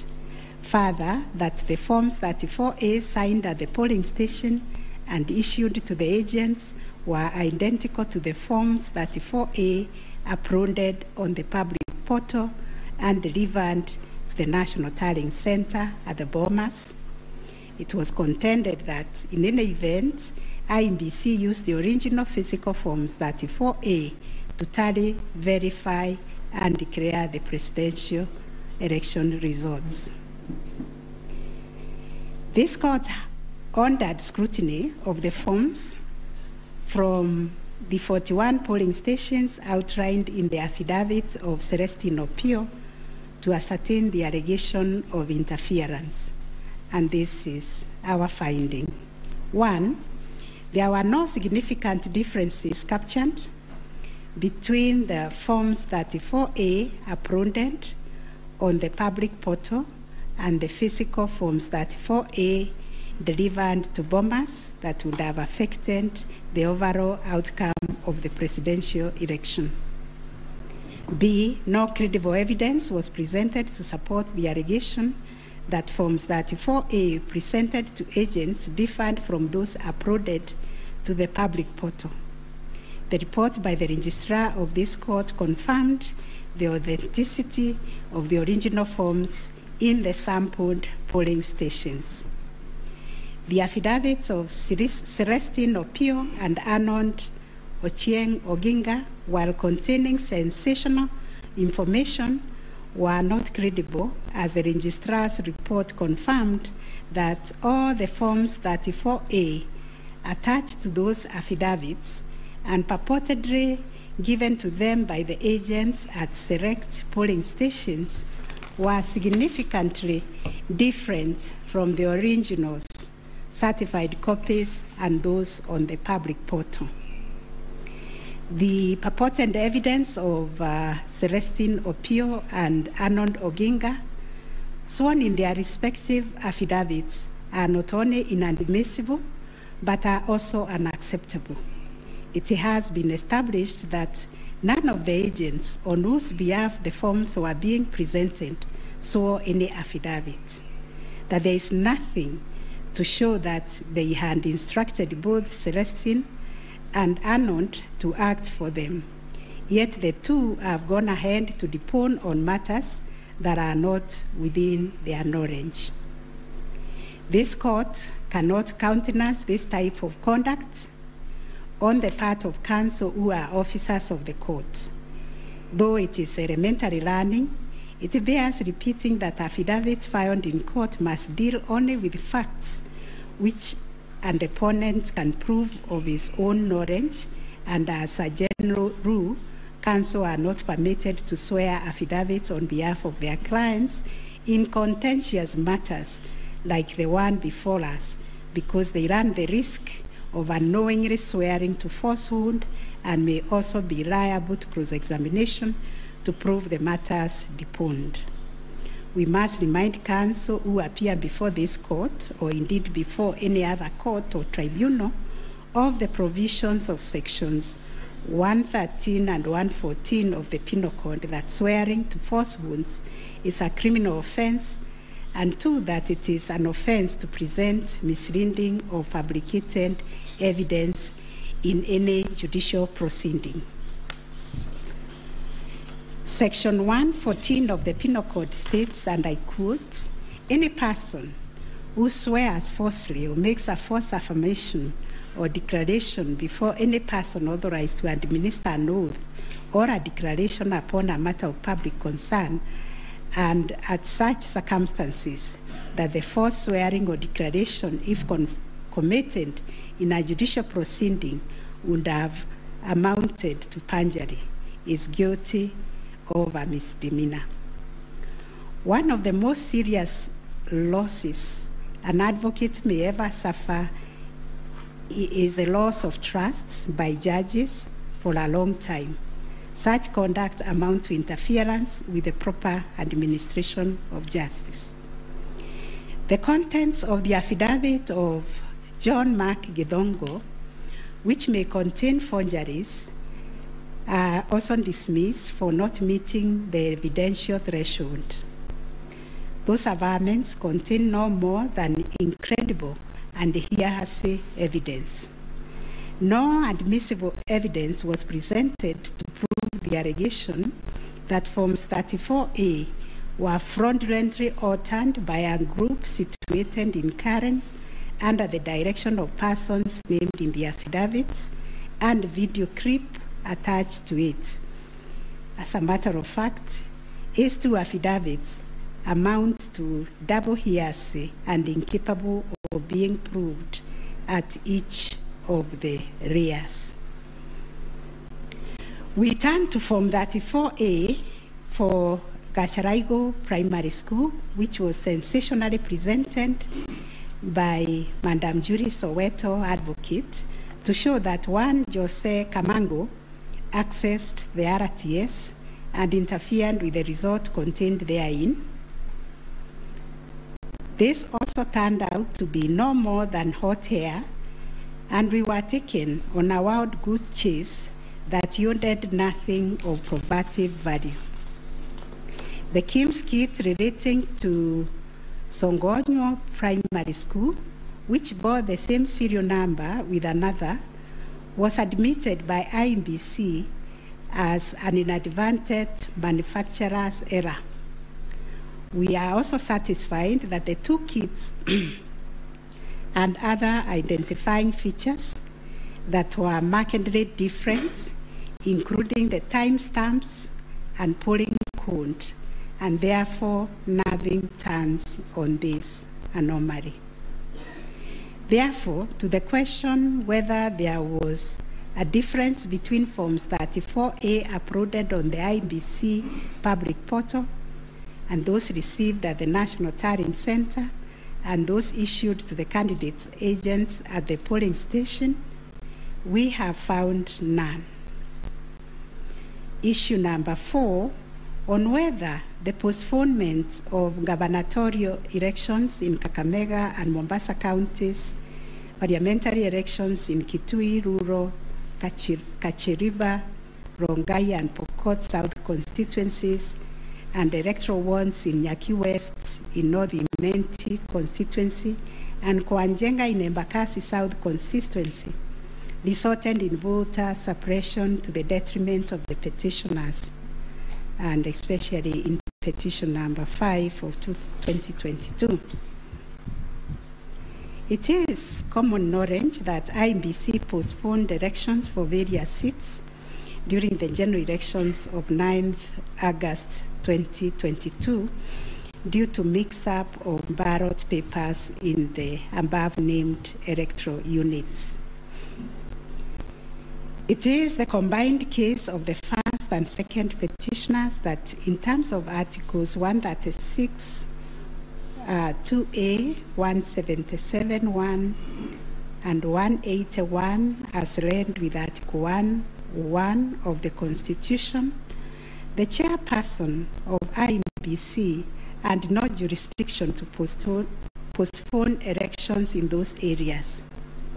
That Section 55B of the Elections Act is inconsistent with the Constitution and therefore void to the extent that it purports to donate to IBC power to postpone elections in the constituency, county, or ward, contrary to the Constitution, and the postponement undermined the conduct of free, fair, credible elections by depriving the voters an opportunity to vote for all the candidates on the dates stipulated by the Constitution.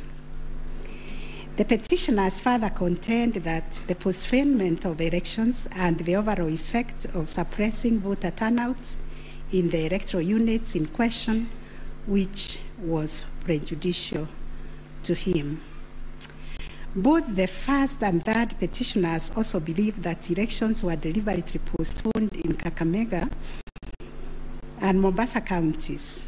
It was arranged that these areas are considered to be first petitioner strongholds, and as such, the postponement of elections worked to is disadvantaged and handed that benefit to the second respondent.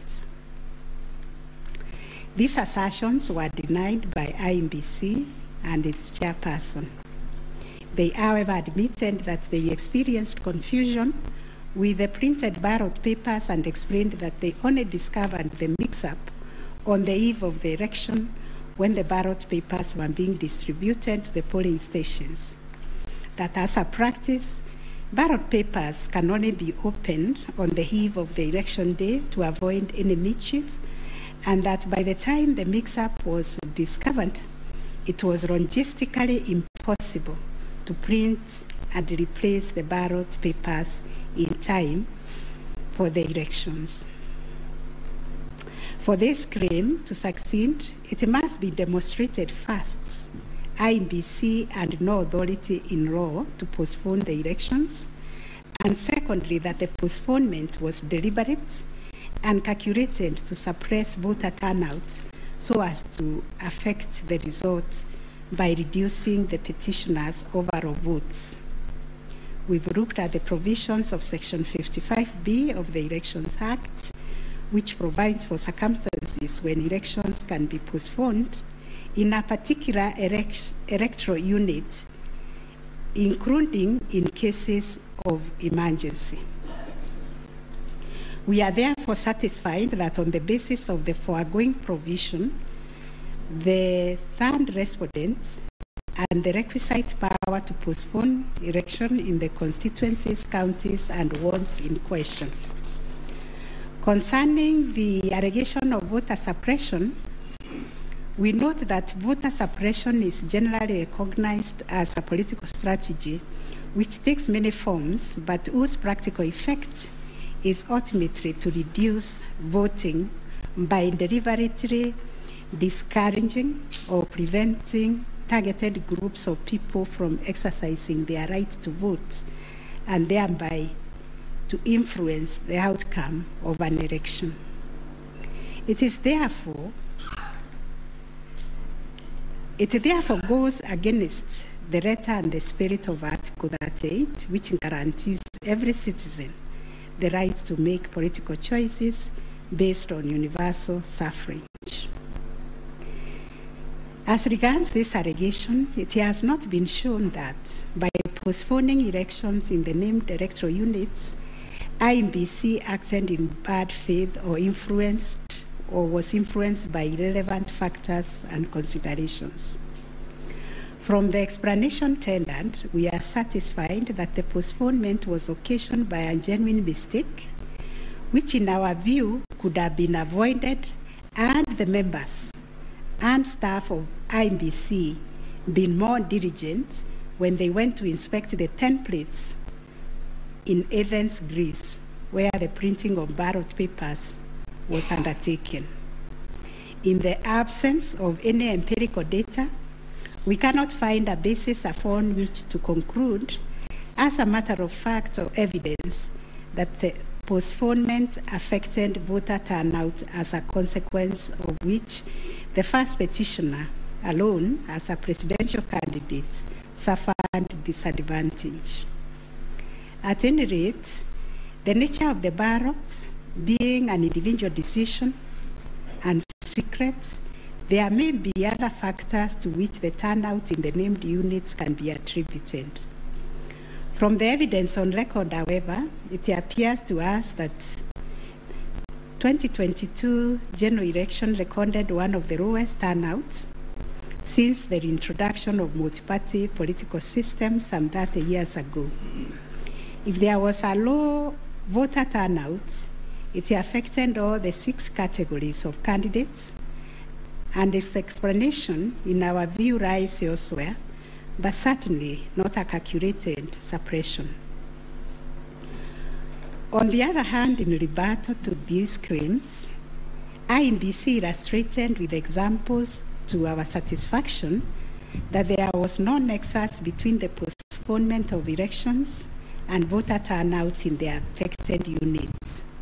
Far from the fact that this claim was undoubtedly just another red herring, it has nothing to do with the question under review, and accordingly we reject it and owned that there is no proof that the postponement resulted in voter suppression to the detriment of the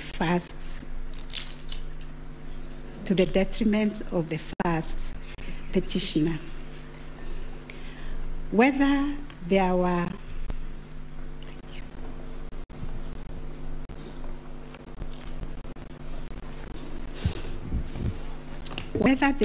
unexplainable discrepancies between the votes cast for presidential candidates and other elective positions. Issue number 5. The first petitioner was categorical that there was systemic ballot stuffing in certain counties, mainly in the Rift Valley and central parts of Kenya, where, according to him, a total of 33,208 votes were cast for president only, without corresponding votes for the other elective positions. On the part of IEBC and the chairperson, while acknowledging that indeed in some instances there was vote differential between those cast for president and for other positions, but maintained that they were insignificant, and those instances related to votes by prisoners and citizens in the diaspora who only vote for the president but did not take part in other elective positions. The differential also includes rejected ballot papers and stray votes which do not count as valid votes. The well-established principle that the person who asserts a fact must prove it casts the burden upon the first petitioner to demonstrate that there were instances of ballot stuffing of such a magnitude as to justify the nullification of the presidential election. Ballot stuffing, which is an illegal addition of extra ballots, is a type of electoral fraud aimed at swinging the results of an election towards a particular direction. Not a single document has been presented by the first petitioner to prove systemic ballot stuffing. A figure of 33,208 votes relied on in this claim is based on unproven hypothesis that since the number of votes cast for the president is higher than those for other positions, then, without more, it must follow that there was fraud. We find that fraud is a serious criminal offense, and it must be proved beyond reasonable doubt under Section 5N of the Election Offences Act. It is indeed an offense for a person to vote more than once in any election. IEBC has provided a plausible explanation for the vote differential, citing categories of voters who only vote for the president, such as prisoners and Kenyans in the diaspora. There were an insignificant number of stray votes whose combined effect cannot justify nullification of the election. Finally, on this point, a general election in Kenya comprises of 6 different separate elections held concurrently on the same day. Such elections are held by secret ballots, and one cannot predetermine the voter turnout or how voters will vote in each election. None of the parties has flagged anything so significant that it would have affected the outcome of the presidential election vis-a-vis the other 5 elections held on the same day. We find, therefore, there were no unexplainable discrepancies between the votes cast for the presidential candidates and other elective positions. On issue number 6, whether IEBC carried out the verification, tallying, and declaration of results in accordance with Article 138, 3C, and 138.10 of the Constitution. This issue arises from the printings in all the petitions as consolidated. Based on the said pleadings, the affidavits sworn in support thereof, and the written and oral submissions by parties, two viewpoints regarding the meaning, scope, and application of Article 138, 3C, and 10 of the Constitution have been advanced. On the one hand, the petitioners submit that pursuant to the foregoing provisions, the role of verifying and tallying of votes as received from polling stations countrywide is vested in the Commission as a corporate entity and not the chairperson of the Commission. It is their argument that the chairperson cannot undertake this task to the exclusion of other commissioners. They submit that the language of Article 138(3)(c) does not envisage a situation where the chairperson can arrogate to himself unfettered authority to verify and tally the results at the National Tallying Center without involving the other commissioners. Such action, they contend, would not only be unconstitutional, but would be sufficient ground without more to nullify an election of a president-elect. In support of their argument, the petitioner cites the Court of Appeal decision in IBC versus Mainakiai and 5 others as affirmed by this court in the case of Raila 2017. The petitioners further submit that Regulation 87(3) of the Election General Regulations is unconstitutional to the extent that it purports to vest the power of verification and tallying in the chairperson of IBC. On the other hand, the first, second, and third respondents submit that power to verify, tally, and declare results of a presidential election at the National Tallying Center is the exclusive preserve of the chairperson of IBC. According to them, there is nothing unconstitutional about Regulation 87(3) of the Elections General Regulations. The said regulation, the respondents submit, makes no mention of commissioners other than the chairperson. At any rate, the respondents argue Article 138(3)(c) of the Constitution does not envisage a situation where it is the commissioners who personally undertake the task of verifying and tallying the results as entered into the thousands of Forms 34A. Such an undertaking would be humanly impossible, they submit. For good measure, the respondents submit that Section 11A of the IBC Act provides that the chairperson and members of the Commission are responsible for the formulation of policy and strategy of the Commission and oversight. In their view, the Act does not contemplate a situation where commissioners would be directly involved in the verification and tabulation of presidential election results. The task of verification and tallying, as stated by the respondents, is executed by the staff of the Commission under the direction and supervision of the Commission Secretary, who in turn reports to the chairperson.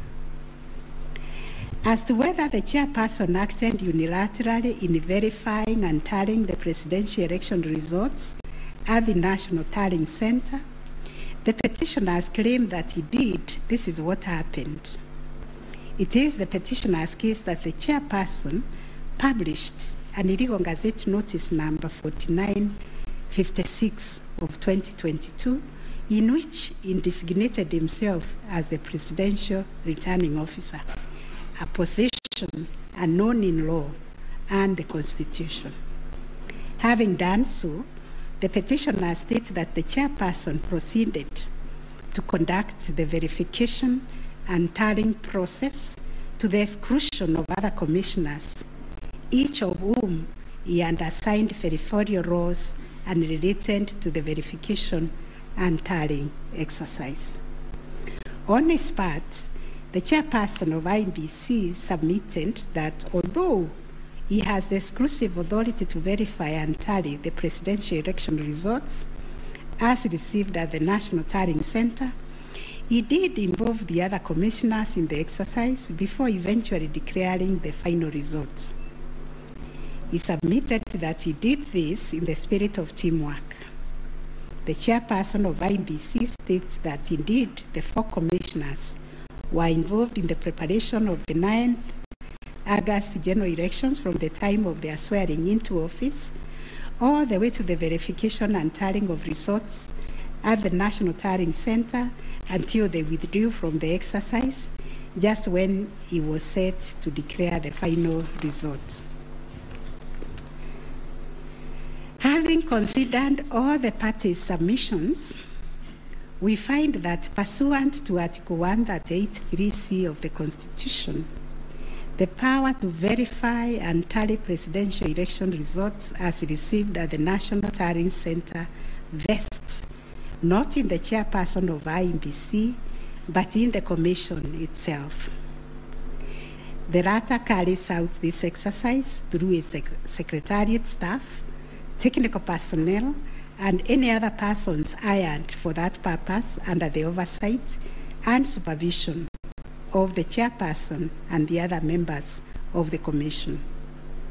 In line with this court's decision in Raila Amolo Odinga versus another versus IEBC and 2 others, as reported in 2017 Kenya Law Report, popularly known as Raila 2017, and the Court of Appeal decision in IEBC versus Maina Kiai, we also find that the chairperson cannot arrogate to himself the power to verify and tally the results of a presidential election to the exclusion of other members of the Commission.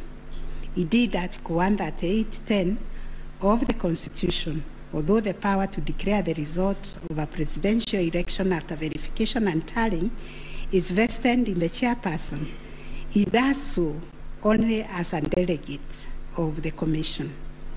Consequently, to the extent that Regulation 87(3) of the Elections General Regulation purports to vest the power of verifying and tallying presidential election results as received at the National Tallying Center solely on the chairperson to the exclusion of other members of the Commission, the same is contrary to and inconsistent with the provisions of the Constitution.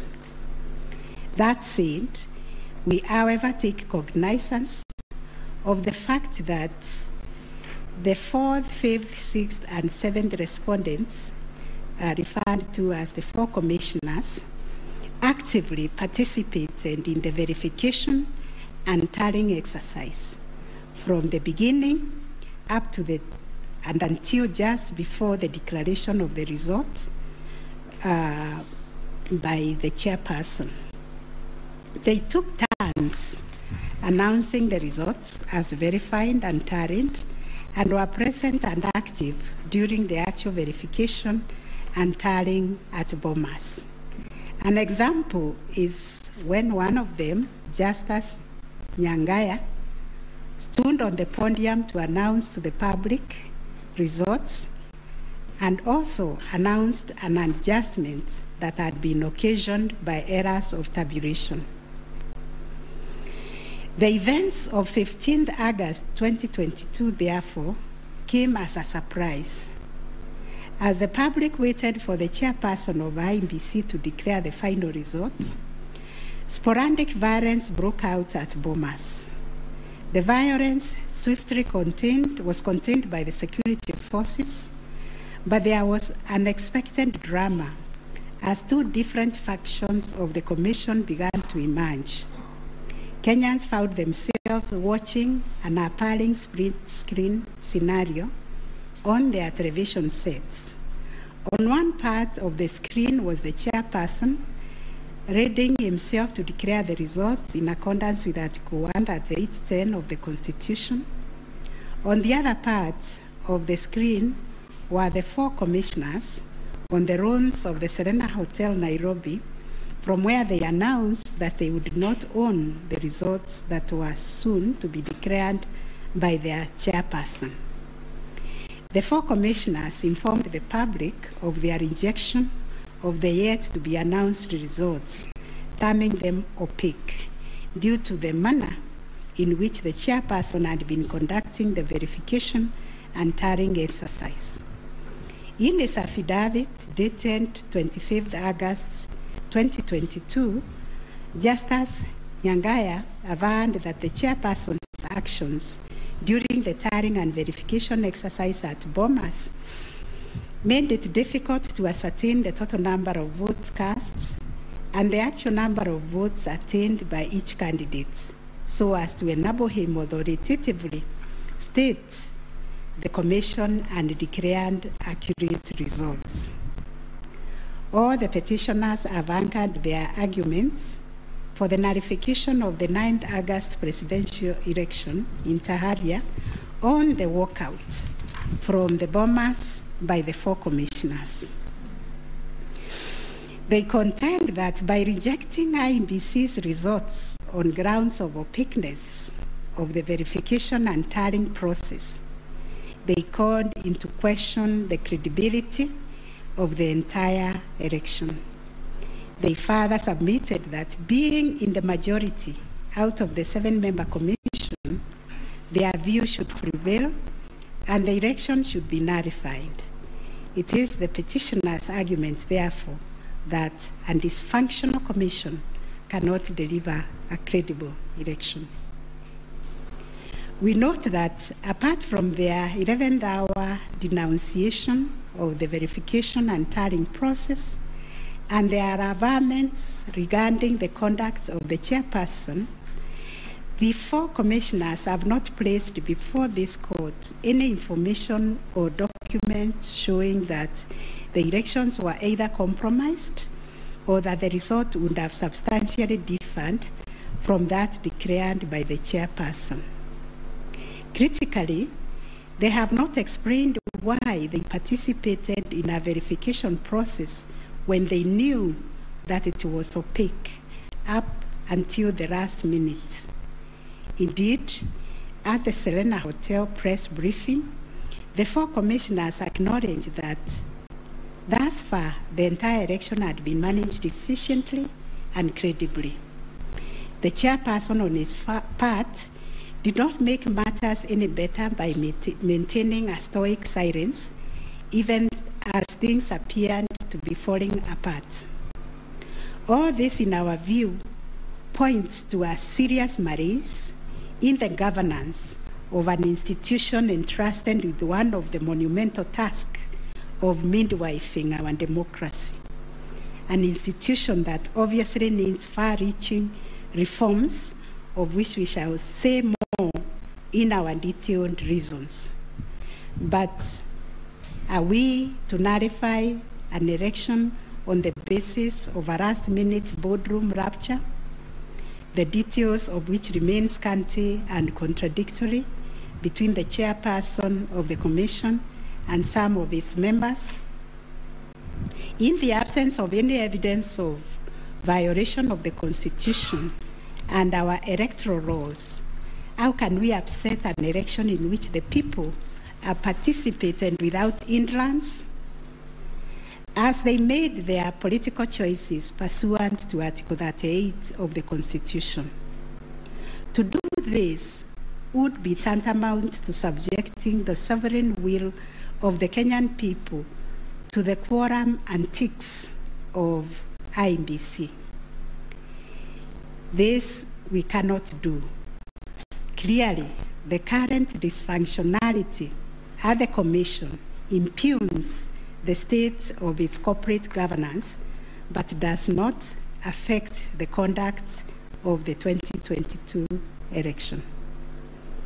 In view of the foregoing, we are satisfied that notwithstanding the divisions apparent between the chairperson and the 4 commissioners, IEBC carried out the verification, tallying, and declaration of results in accordance with Article 138(3)(c) and 10 of the Constitution. Issue number 7, whether the declared President-elect attained 50+1 of all the votes cast in accordance with Article 138 of the Constitution.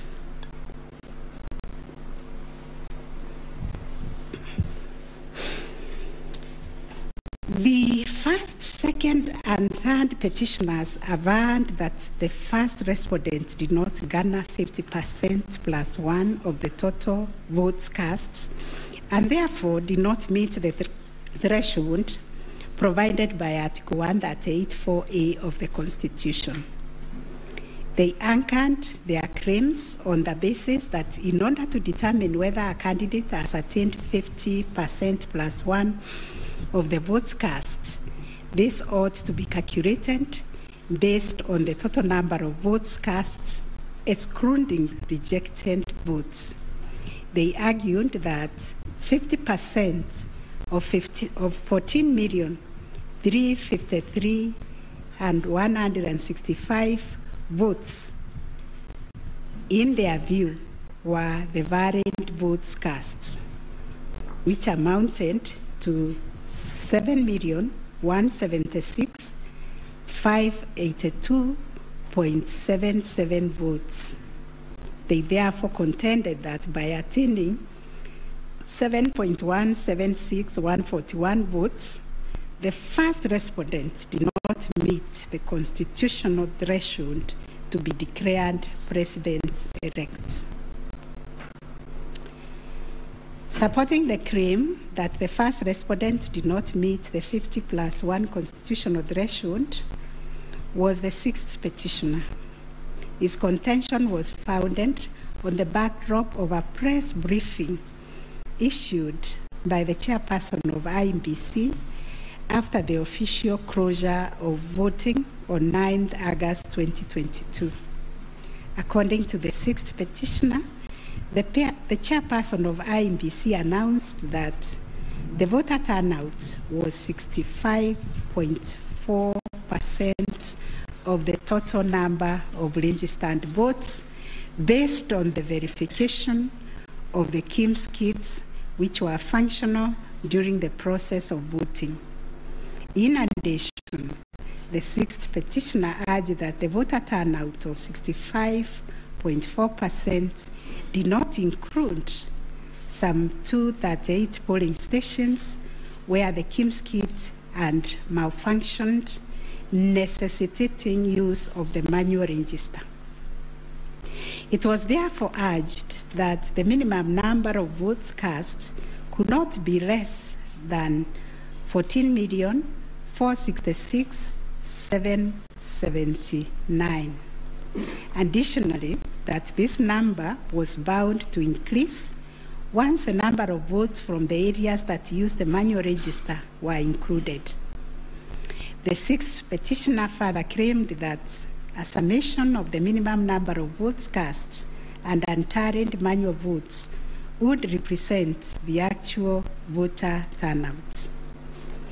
In challenging the declaration made by the chairperson of IEBC, the sixth petitioner averred that the final tally, published in Form 34C, only accounted for 14,326,641 votes cast, including some 113,614 rejected ballots. The sixth petitioner contended that this tally did not factor in some 140,138 votes cast using the manual register.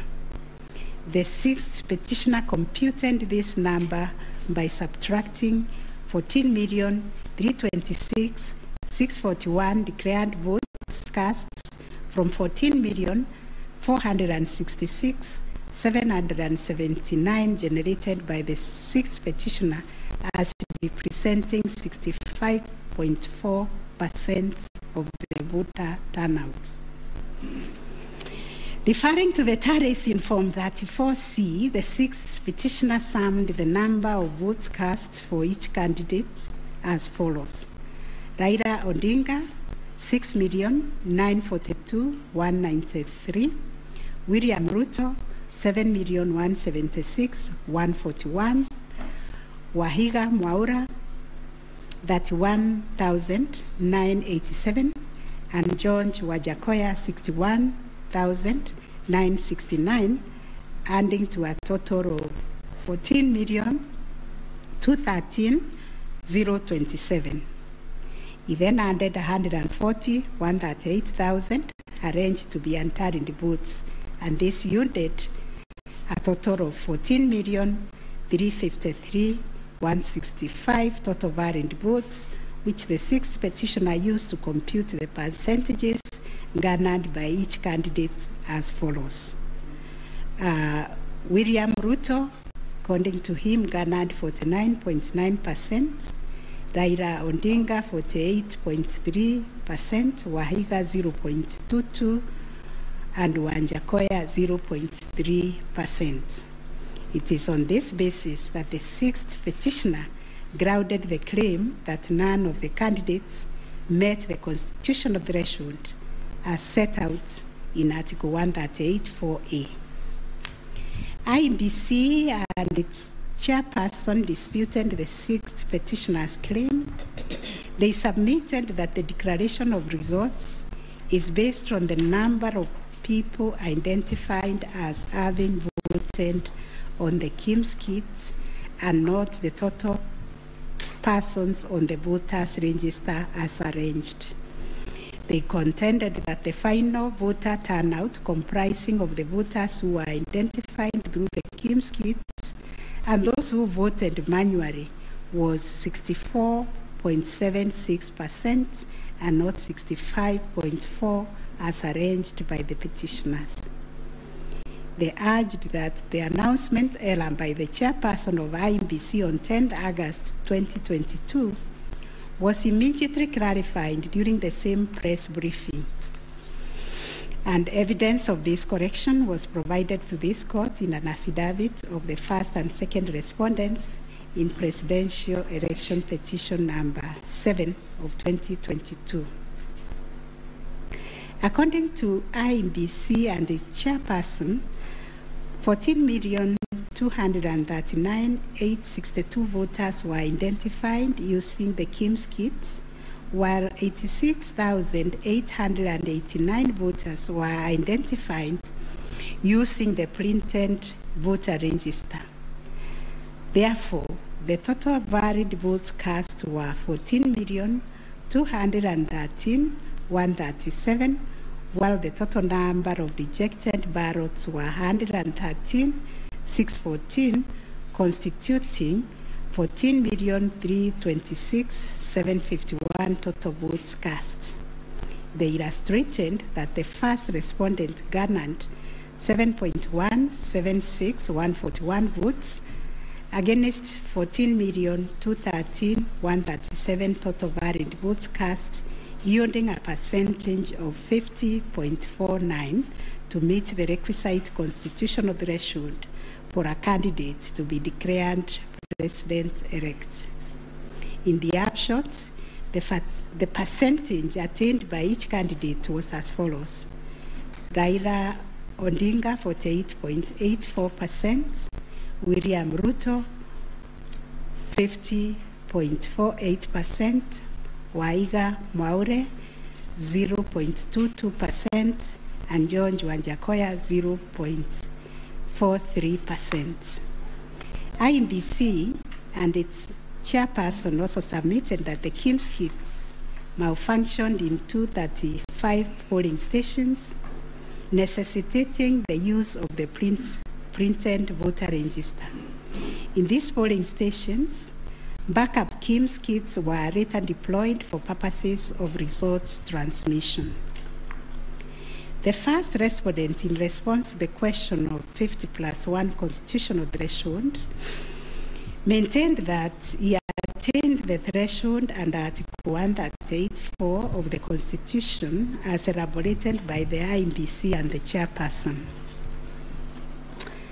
This court has considered the differing formulas and threshold arguments presented by various parties to this petition, while the first, second, and third petitioners raised pertinent questions connected to this issue.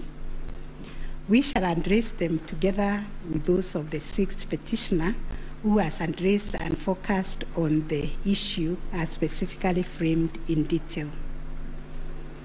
It must be restated that the case made by the sixth petitioners concerns a data-specific threshold as enunciated under Article 138(4) of the Constitution, that without attainment of which there can be no declaration.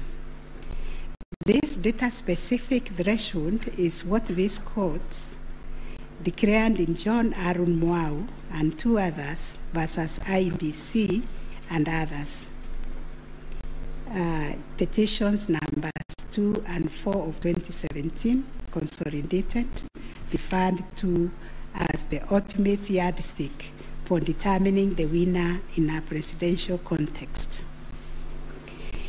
In Raila Odinga and 5 others versus IEBC, petition number 5, 3, and 4 of 2013, this court asserted that rejected ballot papers do not constitute a vote cast to be included in calculating the final tally in favor of a presidential candidate. We are not persuaded by amicus curiae's brief, that is Law Society, who attempted to persuade us to consider our position on this finding. We reiterate that rejected votes cannot be taken into account when calculating whether a presidential candidate attained 50% plus 1 of the votes cast in accordance with Article 138(4) of the Constitution. Similarly, in the same Raila 2013 case, the court further laid down the parameters of burden and standard of proof in electoral disputes. More specifically, the burden and standard of proof required in disputes challenging the outcome of a presidential election. And this is what the court said, I quote, in the case of data-specific electoral requirements, such as those specified in Article 138(4) of the Constitution, for an outright win in the presidential election, the party bearing the legal burden of proof must discharge it beyond any reasonable doubt. The question that follows was whether the petitioners challenging the attainment of 50% plus 1 constitutional threshold and the computation by the sixth petitioner in general met the standard of proof settled by this court in Raila 2013 case. The premise of the sixth petitioner's percentage computation was a press briefing made by the chairperson of IEBC on 10th August 2022, when the evidential burden shifted to IEBC and its chairperson, as it does in election cases. They produced video evidence correcting the percentage voter turnout to read 64.6 at the time of the briefing. This percentage, however, did not include reports from all the Kim's kits and 86,889 voters who were identified manually using the printed register of voters. In our view, the assertion by the sixth petitioner that the percentage voter turnout was firstly predicated on the uncorrected percentage given by the chairperson of IEBC was negated by evidence adduced to prove the correction. Secondly, the sixth petitioner based his percentage of voter turnout on the total number of registered voters, while the chairperson of IEBC made reference in the press briefing to the number of registered voters who were identified through the Kim's kits progressively. The sixth petitioner also asserted that rounding off of votes cast in a presidential election as a means of assessing the threshold under Article 138(4) of the Constitution kills and bars voters, which is illegal and unconstitutional. We have deliberated on this proposition and found that it is not mathematically sound and that the rounding off done by IEBC and the chairperson was correct. Consequently, we find that the petitioners did not provide a watertight case to warrant the setting aside of the results of the presidential election on the basis of not having met the threshold provided under Article 138(4)(a) of the Constitution. On the voter turnout, therefore, we find that the formula predicated on the number of voters identified through Kim's kits progressively and used by IEBC and the chairperson to generate a percentage of 64.76% was correct. Having settled the issue of voter turnout, we must ask ourselves whether in the making of the declaration, the chairperson of IEBC applied the formula in Article 138(4) of the Constitution, which is total votes cast less rejected votes divide by 2 must always give 50% plus 1 vote. Given the numbers that were presented to us by IEBC and the chairperson, this would translate to 14,213,137 divided by 2 plus 1, which makes 7.106,569. The question that must inevitably follow is whether this formula, when applied, will confirm that 7,106,569 votes is less than 7.176,141, which represents the number of votes received by the first respondent. We find that it is, as such, on the basis of the foregoing formula and from the numbers provided by IEBC and the chairperson and the declaration by the chairperson of the president-elect on 15th August 2022, it is our finding that the declared president-elect attained 50% plus 1 of all the votes cast in accordance with Article 138(4) of the Constitution. Issue number 8, on whether there were irregularities and illegalities of such magnitude as to affect the final result of the presidential election. Although the petitioners have provided numerous averments pointing to possible irregularities and illegalities marked by failure of technology, arranged voter suppression, printing and utilization of Book 2 of 2, EU preparation by the IEBC and its chairperson, commission indiscretions, transposition anomalies, agent absence, and many others, we are of the view that the pointed illegalities and irregularities were not of such magnitude as to affect the final result of the presidential election. We will delve deeper into the details of this issue in our recent judgments. Last issue, what reliefs and orders can the court grant? Under Article 163(3) of the Constitution, it is provided that the Supreme Court will have A, exclusive original jurisdiction to hear and determine disputes relating to the election of the office of the President arising under Article 140.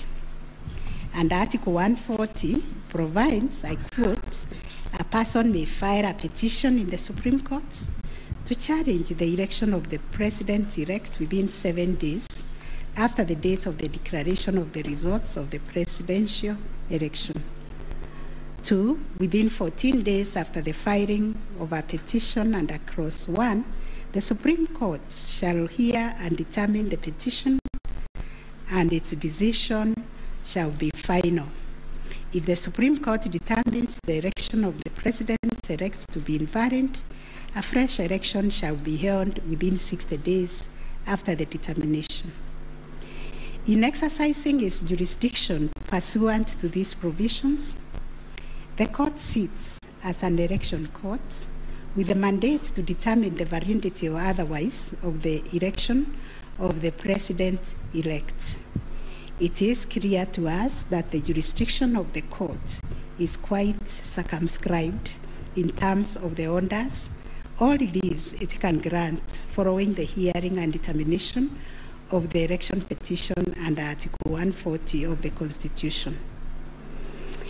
In the event the court determines that the election of the President-elect is invalid, it must make an order nullifying the election. Consequently, it has also to make an order directing IEBC to hold a fresh election within 60 days after the determination. Should the court determine that the election of the President-elect is valid, it shall issue a declaration to that effect. The court has then, as a matter of course, to make an order dismissing the petition with or without cost, as the case may be. In the strict sense, therefore, these are the only orders that the court may make under the Constitution.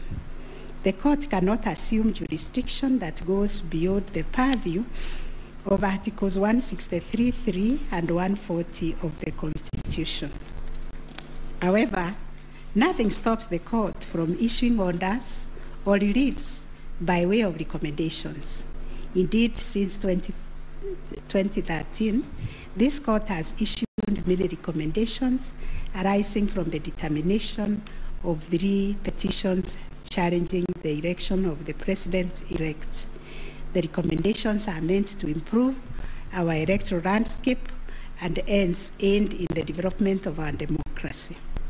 In this regard, this court has been greatly aided by the contributions also of the amici curiae, and the court places a heavy premium on those briefs that were filed and those which were admitted. The final orders made by the courts. This is a unanimous decision of the court, and we make the following orders. 1, the presidential election petition number E005 of 2022 as consolidated with the presidential election petition numbers E001, 2, 3, 4, 7, and 8 of 2022 are hereby dismissed.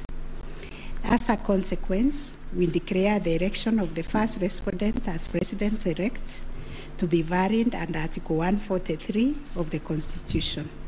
This being a matter cutting across the public interest, we order that each party do bear their own costs. It is so ordered. And finally, the court has asked me to also acknowledge, although we'll do it in the long draft, the enormous contribution made by counsel in these proceedings, and also the orderly way the counsel, all the advocates and parties conducted themselves. They remained seated throughout the proceedings. That is the judgment of the court, a unanimous one. We shall issue a media summary to help the media summarize the case. I think that is all. Thank you very much for coming.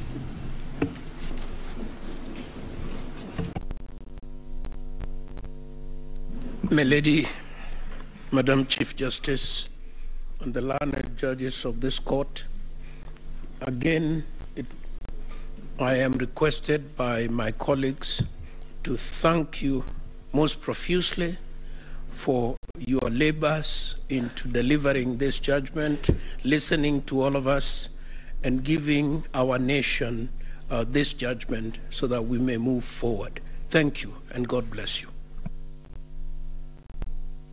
May it please the court, it is not true that I asked the Attorney General Emeritus to talk on our behalf. Next time you should talk to me. Let me similarly, on behalf of the lawyers for the counsel for the first and second petitioner, thank the court, and it has been a journey, worthwhile journey, sitting through these proceedings, and we thank the court for your patience and for the delivery of this judgment within the time stipulated. We thank you.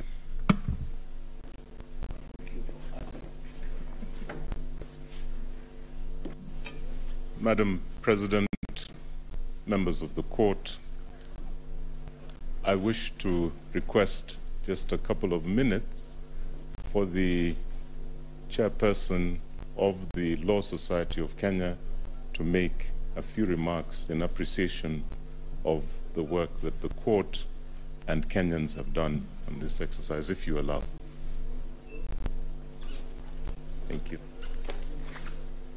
I call upon Mr. Eric Theuri to come and make his remarks. It is also his birthday. I would have sung happy birthday for him.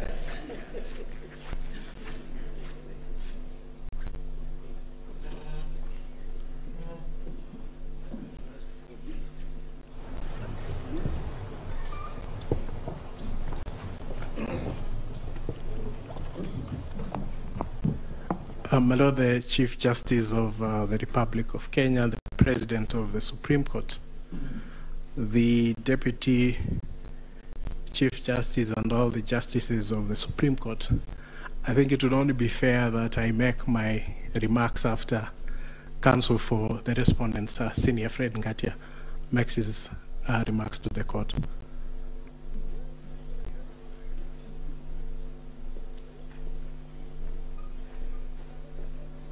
Madam Chief Justice, thank you very much. It's so kind for the President to acknowledge that age goes before youth. Mine is to thank the court, to thank my learned friends for the effort we all expended. We thank this court for clarifying certain issues, and we look forward to a less corrosive 2027. Thank you very much.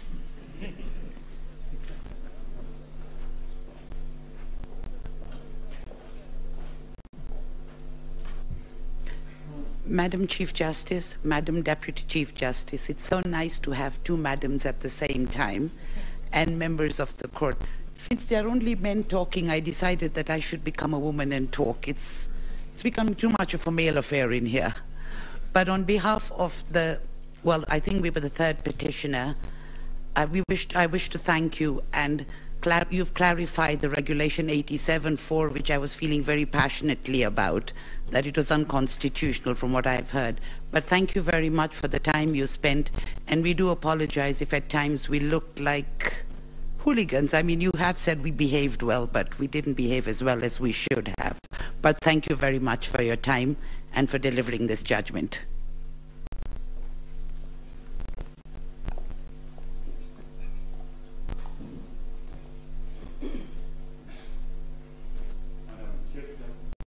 Madam Chief Justice, Madam Deputy Chief Justice, members of the court, I, on behalf of Attorney General, take this opportunity to thank you most sincerely for a great job done and for the courage to clearly define the limits of the law, which will help us empower IBC on the way forward, and hope that this might be the last of the petitions after elections, once we carry out a proper elections based on your guidelines. Thank you.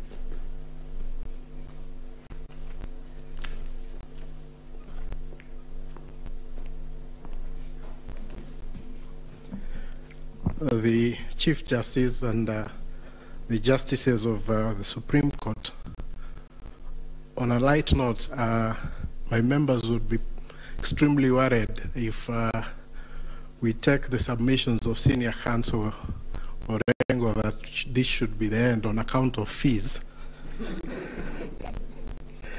But my lady, the Chief Justice, on behalf of the Law Society and all the members of the society, we wish to, first of all, take this opportunity to thank the court in the manner in which it has conducted these proceedings, extremely efficient, especially in light of the really short and strict timelines that you've had. But the management of the proceedings, the manner in which the court adopted a somewhat inquisitorial nature to the conduct of these proceedings is something that as a society we have noted, and we wish to commend the court.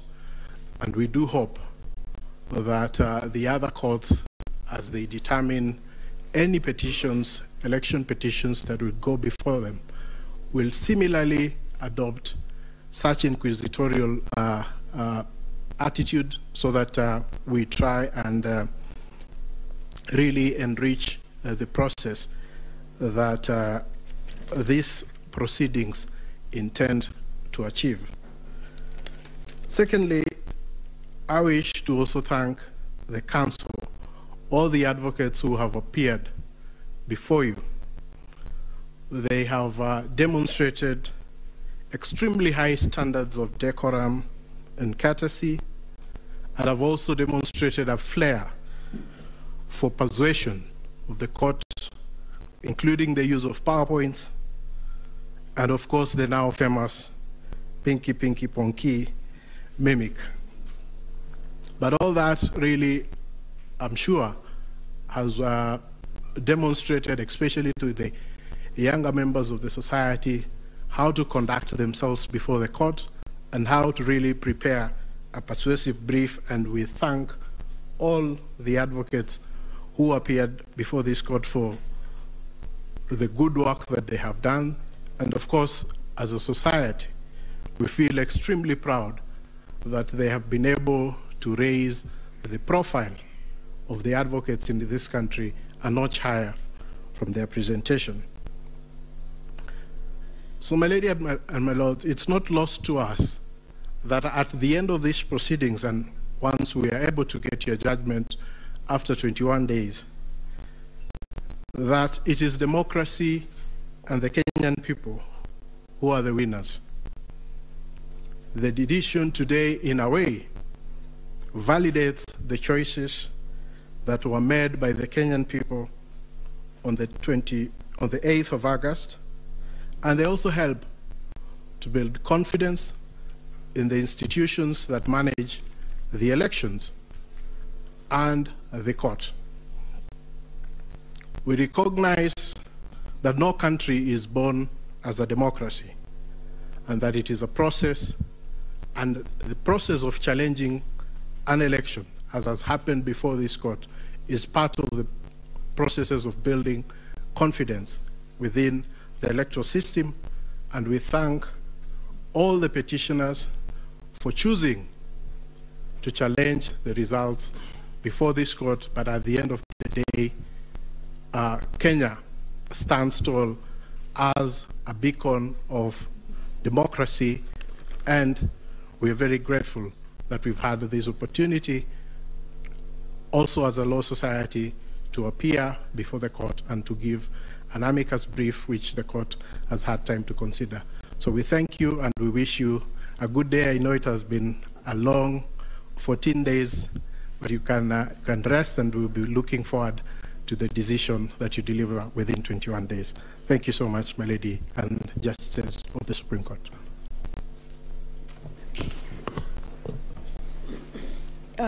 Thank you, Mr. President. I have been asked by the president of our court to react to your submissions. And in so doing, I am obliged to say that we are truly humbled by the statements that you have just made. More humbled because those statements come from both sides of the divide.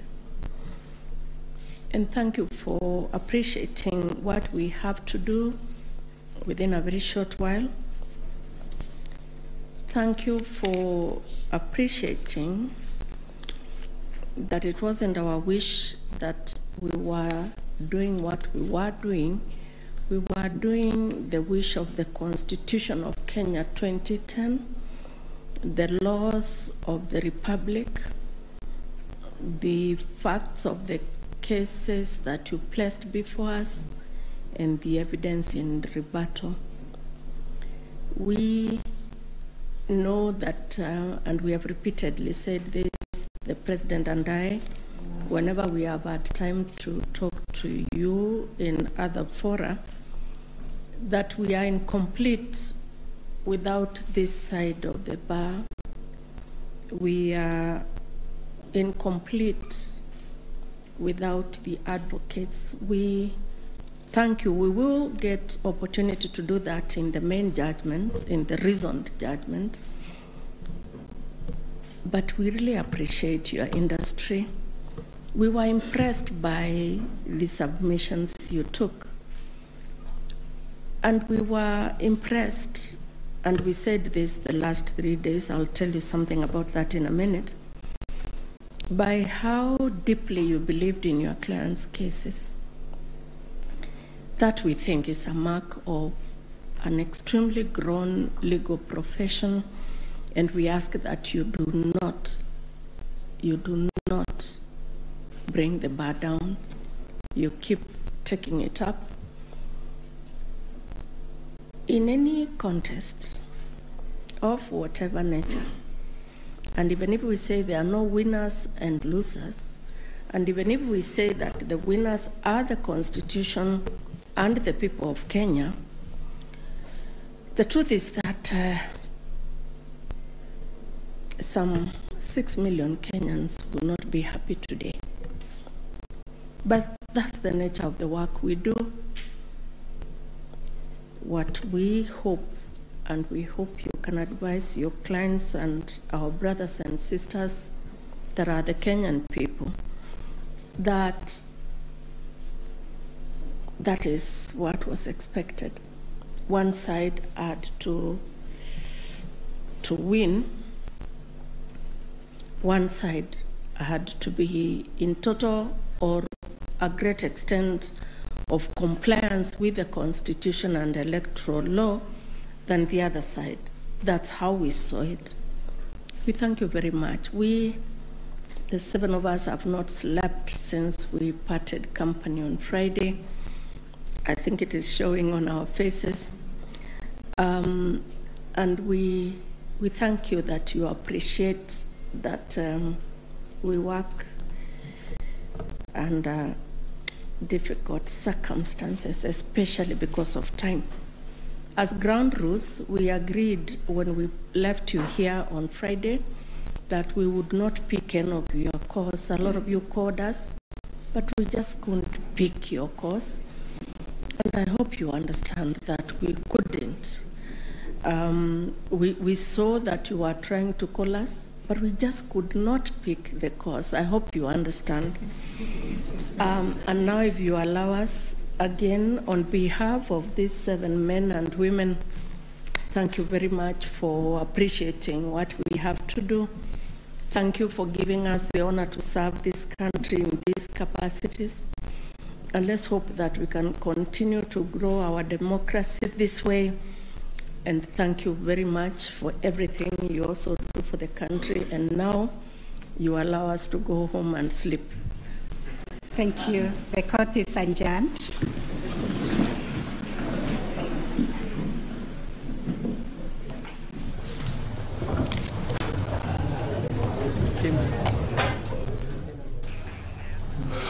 Very well, there you have it. William Samoei Arap Ruto is officially Kenya's 5th president after